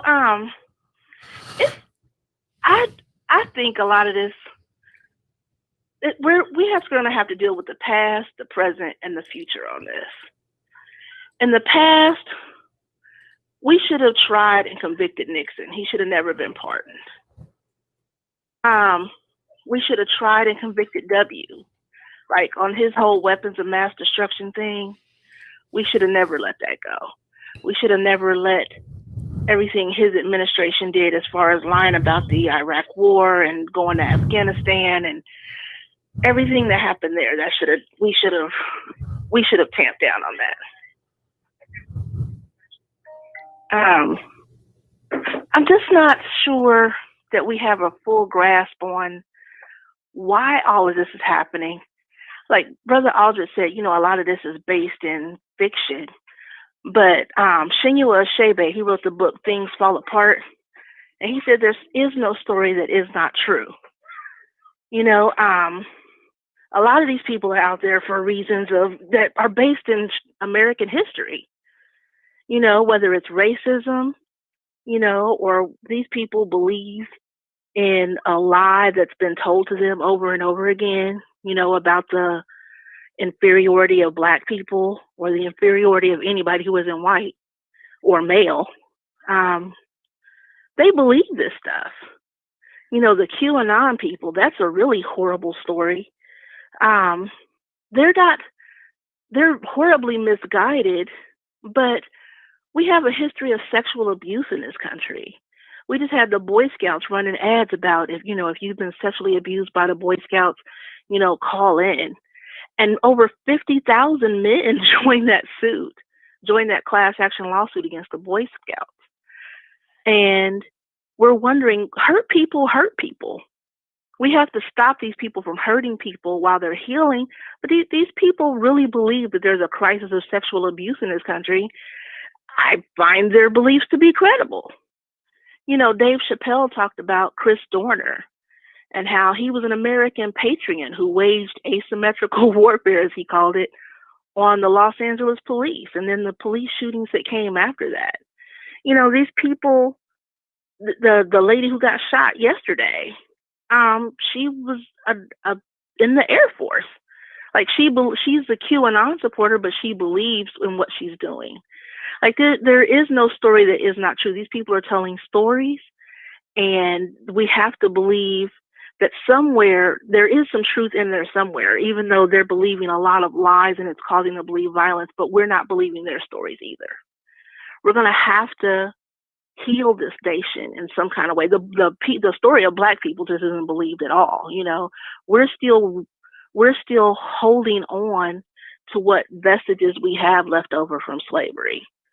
And we're trying to rebuild, and every time we rebuild, they burn it down. And every time we try to rebuild our families, our schools, our businesses, it's tanked by, I don't know, racist white people and the economy and now the pandemic and people like Trump who just want all the power and all the money for themselves. And they don't care about us or who they hurt to get it. And I just really, as for yesterday, I want everybody that's involved, every Republican member of Congress, every Republican in the House, every Republican in the Senate, anybody who's remotely backed Trump on this, to be tried for treason. Like, there's no reason not to. There's no reason any of them should not be held accountable, should not be held culpable, because this just didn't happen in D.C. yesterday. Like, this happened in Utah and Georgia and Kansas, Michigan, Colorado. Like, there were places that had Proud Boys in their state legislatures yesterday. I think Texas, Wyoming, right here in Columbus, Ohio, right in our backyard. Like, it happened right here. Like, people, this was a national protest. And these people are not, and then the senators didn't give up yesterday. They did not give up. Like, there were still over 100 senators who, after all the unrest and after they go back in the chambers of Congress, still decided, you know, that they were going to contest the electoral vote. And it didn't work. Biden still got confirmed. But we have all these underlying stories. There's like the official story, and then there's the underlying story. And the underlying stories aren't being told. They're just not. And we're going to have to tell those stories. We're going to have to dig them all out. We try to tamp them all down and hide them like little family secrets. And we're just going to have to tell the real story of America. We're going to have to tell the real story and ferret out all these little dirty secrets, get them out in the open. And unfortunately, that's what Trump has done. He's uncovered all of America's little dirty secrets of racism and sexual abuse and the things that we're doing to countries and people overseas. I mean, it's all out in the open now, and it needs to be all out in the open so we can deal with it and then maybe move into a better future. We need to deal with the past. We see what's happening in the present, and we need to deal with it in the future. And the bottom line is white America has allowed this to happen. And then all of white America is going to have to step up. You can't just let your Fox News watching grandma say whatever she wants at Thanksgiving. You can't just let, you know, your grandpa and your cousin and your kids go. I mean, you have your kids out here, you know, with tiki torches. You're responsible for that. White people need to be responsible for their families, for their friends, for what they say. They make us responsible for our families and friends. You know, we're a collective, Black people, but white people are going to have to be a collective. And then we're going to have to come together and be a collective America somehow, some way. I don't know how that's ever going to happen, when it's ever going to happen, but it's going to happen. So that's my sermon for today. I appreciate you, Deborah. Thanks for the call.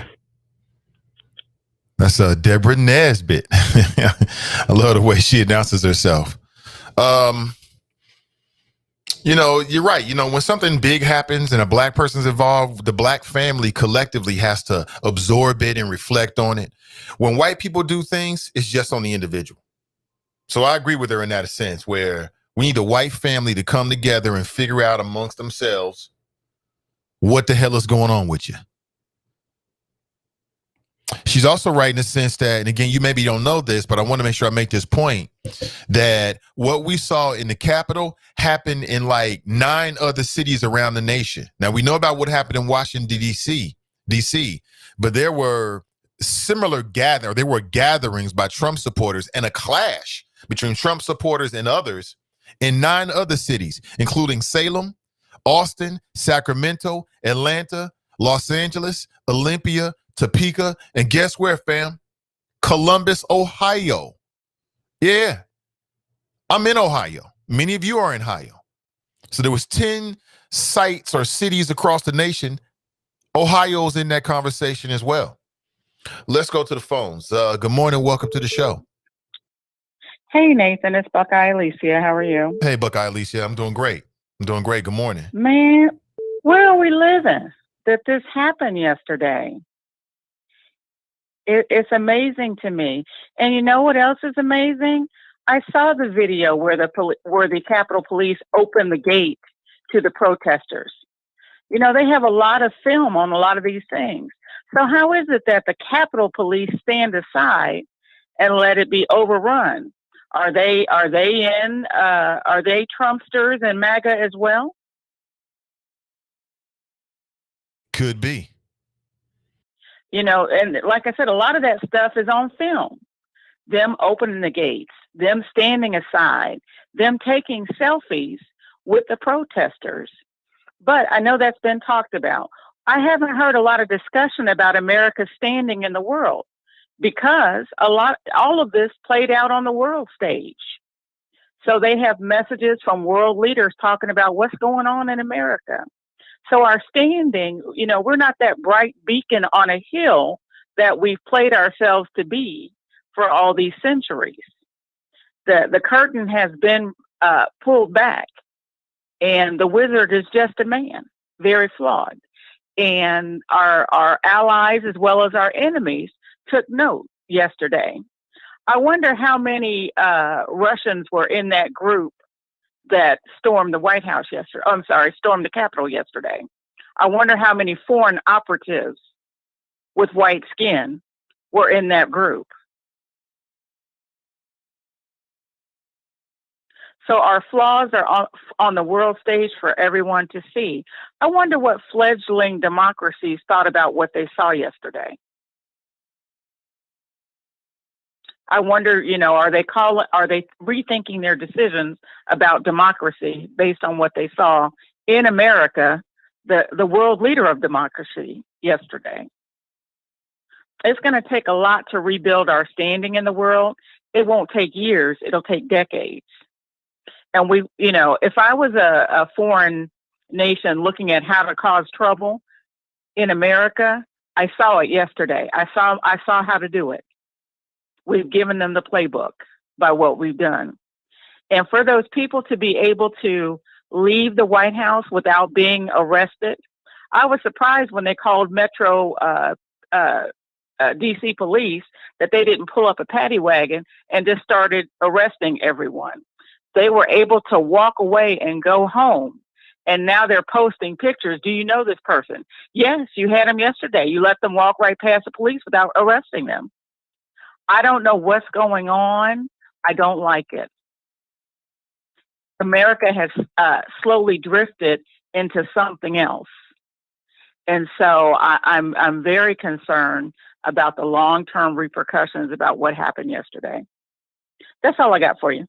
That's all I need. Thank you, Alicia. Appreciate it. Buckeye Alicia. All right, bye-bye. Appreciate her. You know, Kevin brought up something. I want to make this point again. I made this point as well before. You got me up until 10 a.m. this morning, so approximately about 14 more minutes. But why did it take this long for Twitter and Facebook to lock down either temporarily or it might be permanently Donald Trump's Twitter account? Man, I got people in my audience that tell me all the time that they get locked out of Twitter and Instagram because they use the N-word. And these are people that's got way smaller audiences than the president. I know people that's got kicked off Twitter and Facebook for using the N-word or posting a meme, and they got a reach of about 1,000 people. Meanwhile, this dude is the president of the United States with what? How many millions? Multiple tens of millions of followers? And they allowed him to lie for years and years and years and years and years. And it took until yesterday for them to do to him what they should have did a long time ago. If Facebook and Twitter had done what they did yesterday, which is they temporarily blocked the president from access to his Facebook and Twitter account. So these are two separate entities. And then they also said, look, if you don't stop, if you don't take down the lies and you come back with them, we're going to suspend you permanently. If they would have did this 2 years ago, maybe we wouldn't have got here. So I say, do what needs to be done. Okay, it might be a bitter pill to swallow, but do what needs to be done when it needs to be done. It don't matter how people feel about it. It don't matter who gets upset. Do what needs to be done. Had Twitter did this 2 years ago, then Trump would have learned his lesson and would have stopped using Twitter to peddle his lies. Using Twitter to peddle his lies about COVID. that indirectly led to people losing their lives because there's so much misinformation out here. Or the government is standing down and not really standing up and doing what it can, everything it can do to put us in a good place to combat COVID. But now you want to stop it? All right, let me go to the phones here. Hey, good morning. Welcome to the show. Hi, Nathan. How are you doing today? I'm doing good. What's up, Fame? Oh, you the man. I'm just visiting. I was really impressed by the phone calls of my brethren, Ayatollah Russia, and I'm really looking forward to his podcast on your setup here on your platform. I think it'll be the best of all your underlings. Number two to obviously you, of course, but and shout out to all our affiliates, Drop and all the female affiliates. As I was watching yesterday's events, I was disgusted. Like, damn. I can't believe this is going on. And then as the wheels are turning, as it keeps going, I'm realizing this is history. And being a science and history guy, I started to enjoy it more and appreciate it and respect it from a different angle. And then before I went to bed, I got to reflecting on it. And I realized I was lightweight inspired by those events. I'm separating the message from the messenger. We tired of your shit. We ain't taking your crap. Is what they were doing. And I got to thinking, never in history, except for at least since the Nate Turner rebellion, has there been black folks pressing white folks, telling them, I'm tired of your ish. And letting them know I'm about to get physical about it. Usually our thing is what? Go dancing, walking in circles, rhyming, marching and chanting. Not them yesterday. They said, hell no. We want a pound of flesh. You understand? And apparently people was willing to give their life to do it.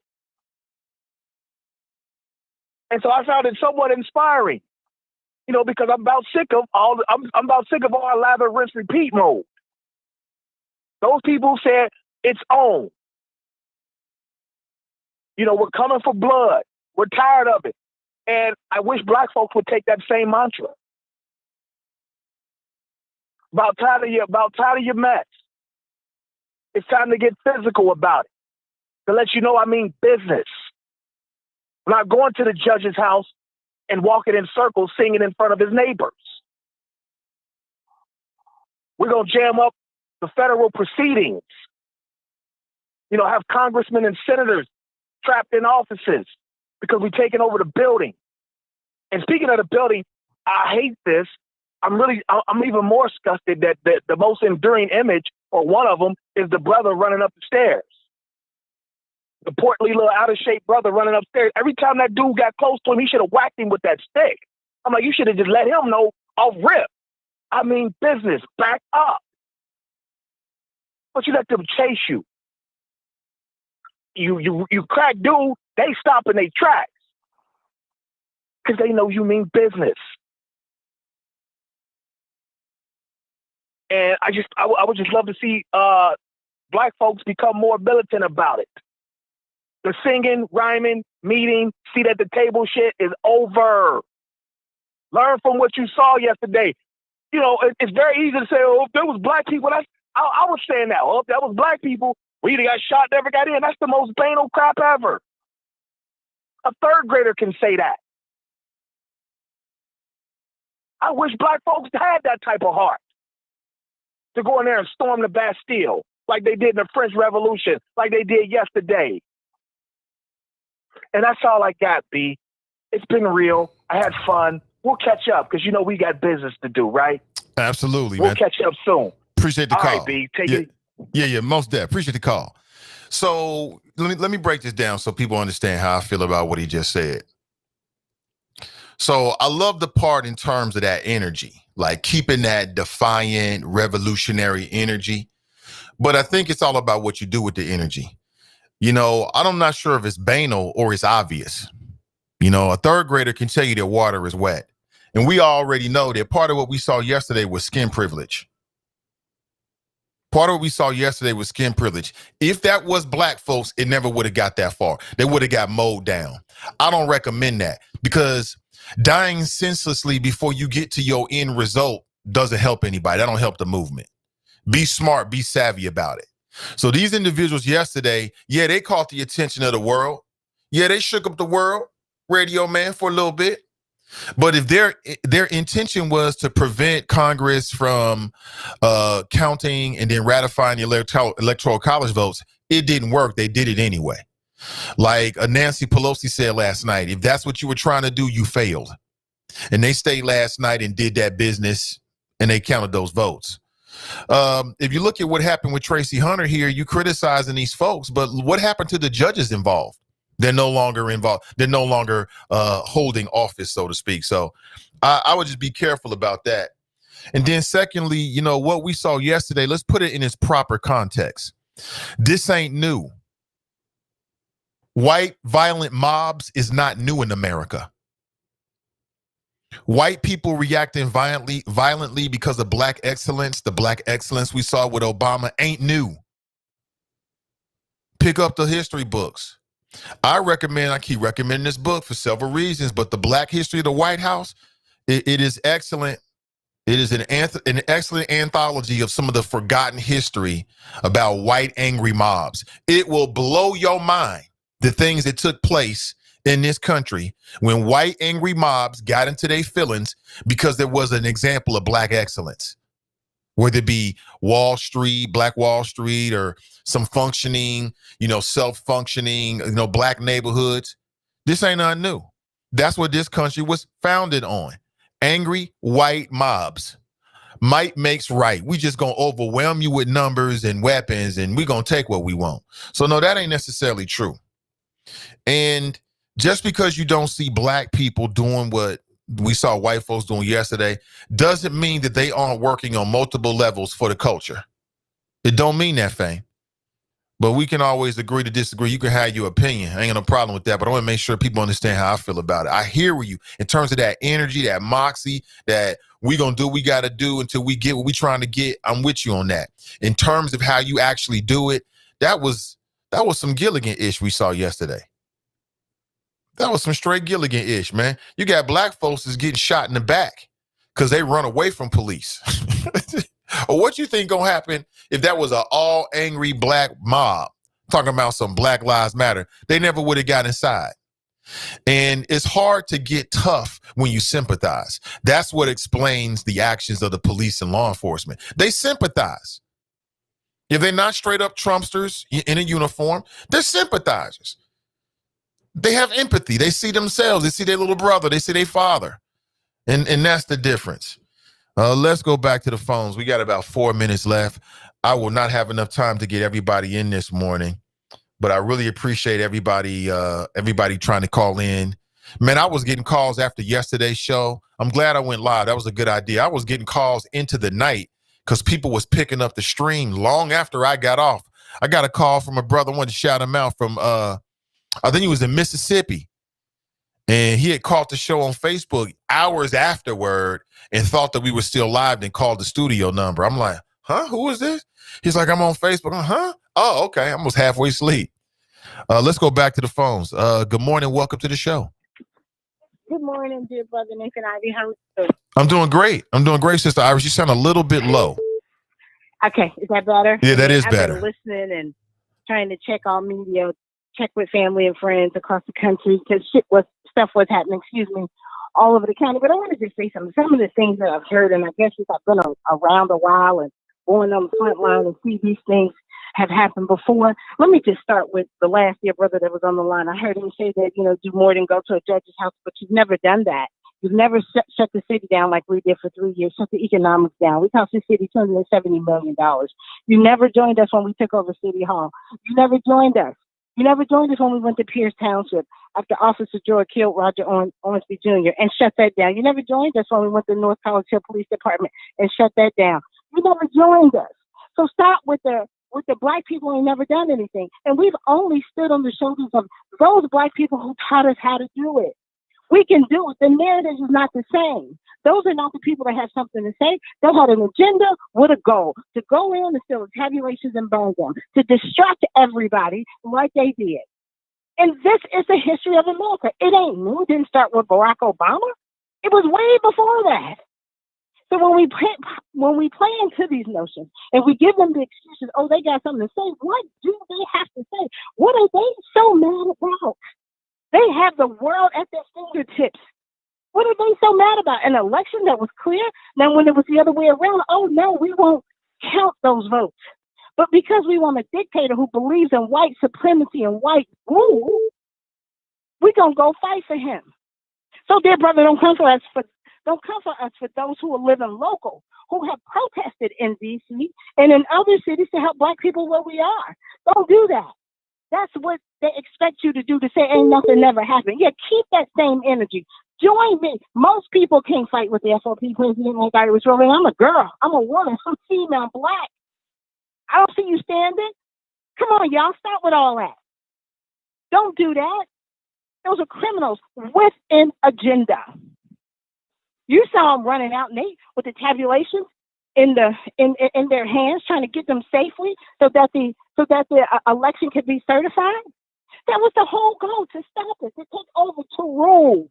That's what they do. This is America, and this is the history.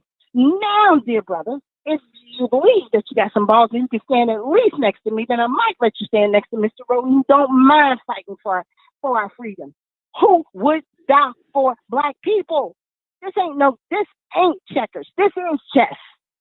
So when your resume, when your activism, when your actual work when the details can meet the headlines, get with me. Outside of that, stop with all that. We didn't do none of that in D.C. or at the state capitol in Ohio. Like the sister said, across the country. This was a very well orchestrated plan, and it has been a continuation on.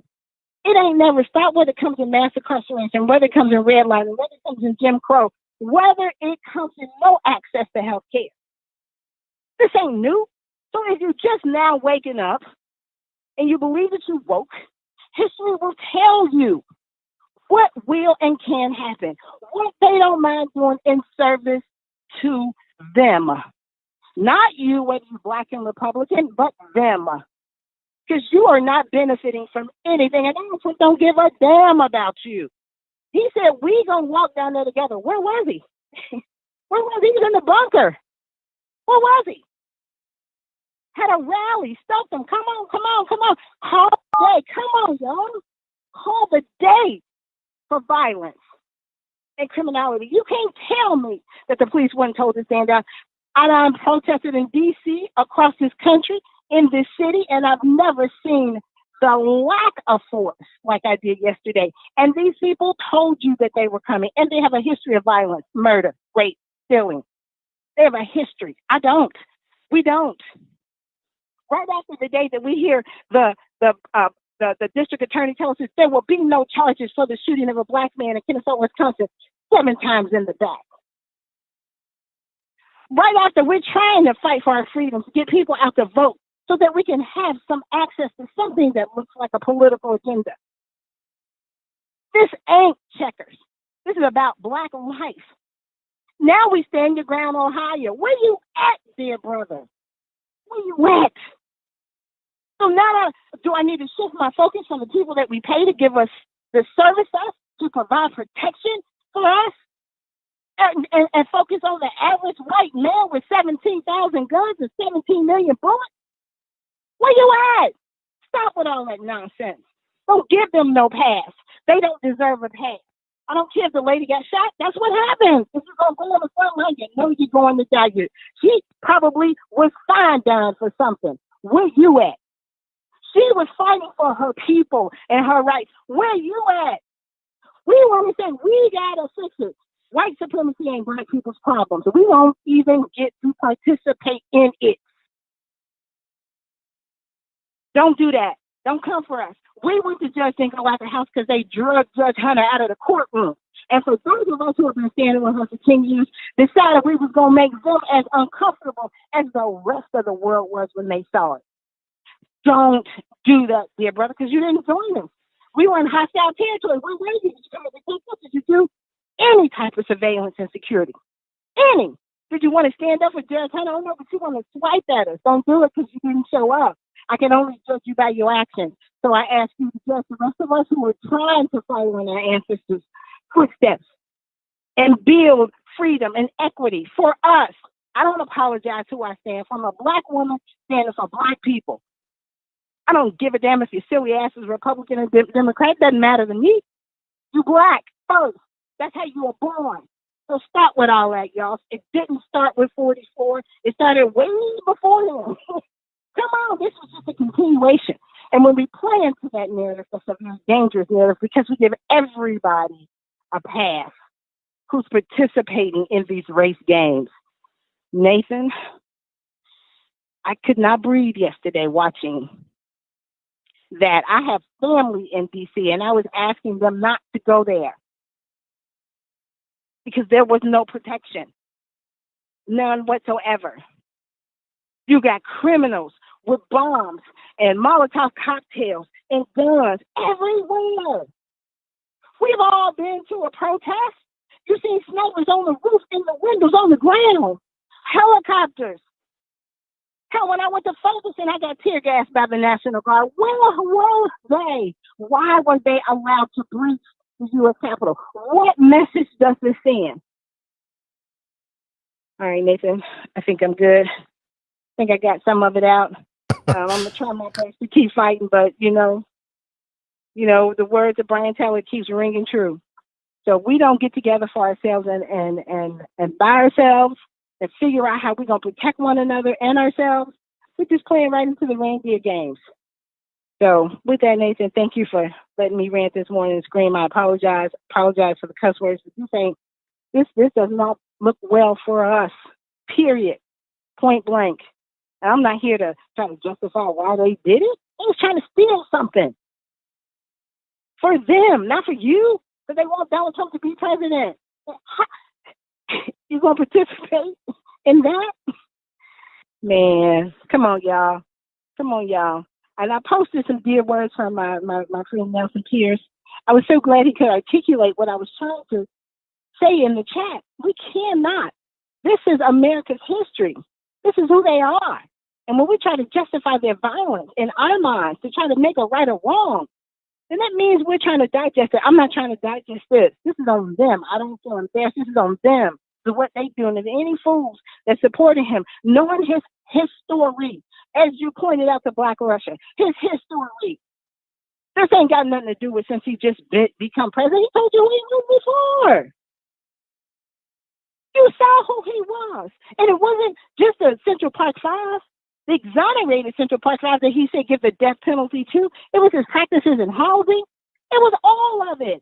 The economics of the Black man could never hold his money, count his money for him. Never put it in a black bank, Black accountants. Never.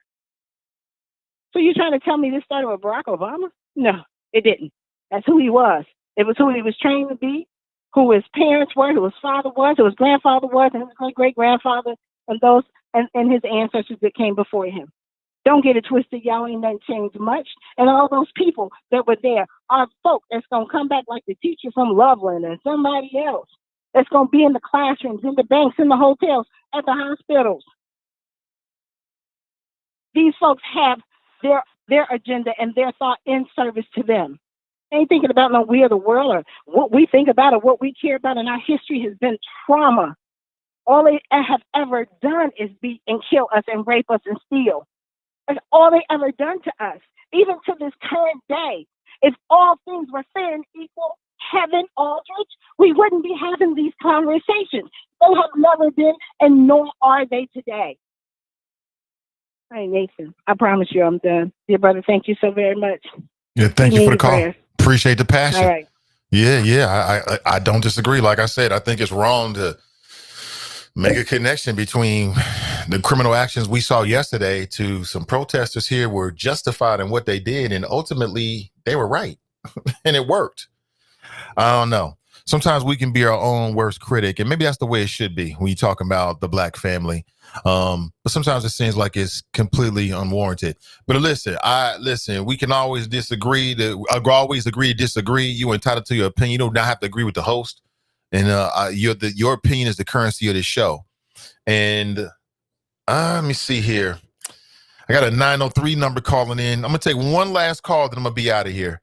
One last call. Hey, good morning. Welcome to the show. Brother Ivy. Yo. Okay, the perfect person to last call. This Brother Powell. I'm here. Can you hear me? I do hear you, Brother Powell. Welcome. Okay, yeah. It's going to take me 1 second. Sister Ivy, she just hit the needle on the head, Brother Ivy. Sister Ivy did. If you ever been to D.C., I put it on my Facebook page. The man on the roof gun is so big, Brother Ivy, it's bigger than you. The sniper gun is humongous. They all got on all black, and it's not just the Capitol. It's all of D.C. They got cement borders, y'all. For those who have actually been there, I mean, they stop every car. There's 1,000 police officers, Secret Services everywhere. They got dogs. I mean, they got a sound machine, Brother Ivy, that they push the button. I mean, nobody's gonna move. They got gas. They got tear gas guns inside of your refrigerator, people. So if they wanted to stop this, trust me, y'all, you didn't have to call the National Guard. That somebody told them, hands down and stand down. And Brother Ivy, and she just hit the needle on the head, had the man, who let me tell you who he is, the Secret Service director had said shoot to kill, which he would have did to us. When the first bullet go off, Brother Ivy, they would have scattered. Trust me. I mean, for those who've been there, it's like it's a satellite. When you go there, and how does Brother Powell know this? Because I've been there. When you walk in and they say, how you doing? I'm like, how do you know my name? Because the satellite can automatically tell who you are. So for those who've been to D.C., trust me, there's more than enough people there to stop what happened yesterday. So the most important part is they allowed this to happen. And it's amazing me people calling in talking about how things are in Columbus and this city. First of all, y'all, had the police department in any one of these cities and the FBI and all these different information centers had decided to stop this wherever it is, they know how to do that. And I'm surprised people don't know how this system is really controlled. Because I said yesterday, Brother Ivy, and I sent it to you on Facebook, that they had opened the gate. Stevie Wonder could have saw that. Because if you really know this system and these people, and you've really been to D.C., oh my God, go to the basement. You will know they're ready for this. Go look at what is called Olympus Has Fallen. Go look at these TV movie shows about the Secret Service. For those who don't know, that they allowed that to happen. That's all I need to say. It's amazing that how many people do not know that D.C. security and police department is ready for this situation, but they allowed that to happen. That's all I want to say, Brother Ivy. It's amazing to me how we don't know how this system is designed and ready for things like that, and even greater. But they let it happen. On that note, have a great day, y'all. You too, man. Appreciate the call. That's Brother Powell. He says, as he said himself over and over again, they let it happen. I don't disagree with that. I don't disagree with that. He talking about these sound machines, these these mass crowd controls machines and devices. They got all of that. That's why the critique about why this happened, who let this happen, that they let it happen, I agree with it 100%. What should happen next? I think Trump should be removed immediately. There should be a full investigation as to what exactly broke down in terms of the security measures, who made the decision to open the gate, and who made the decisions to basically stand down. Listen, with that, I'm going to leave you. I'll be back with you bright and early tomorrow morning at 7:30 a.m. We'll chop it up on everything that's happening. It's the Nathan Ivey Show, brought to you by Sin Digital Media, amplifying Black voices in the greater Cincinnati area and beyond. Check out our podcasts and live streams up on our Facebook page. And listen, join our mission to amplify Black voices. With that, have an excellent rest of your day. I'm Nathan Ivey, and I'm out.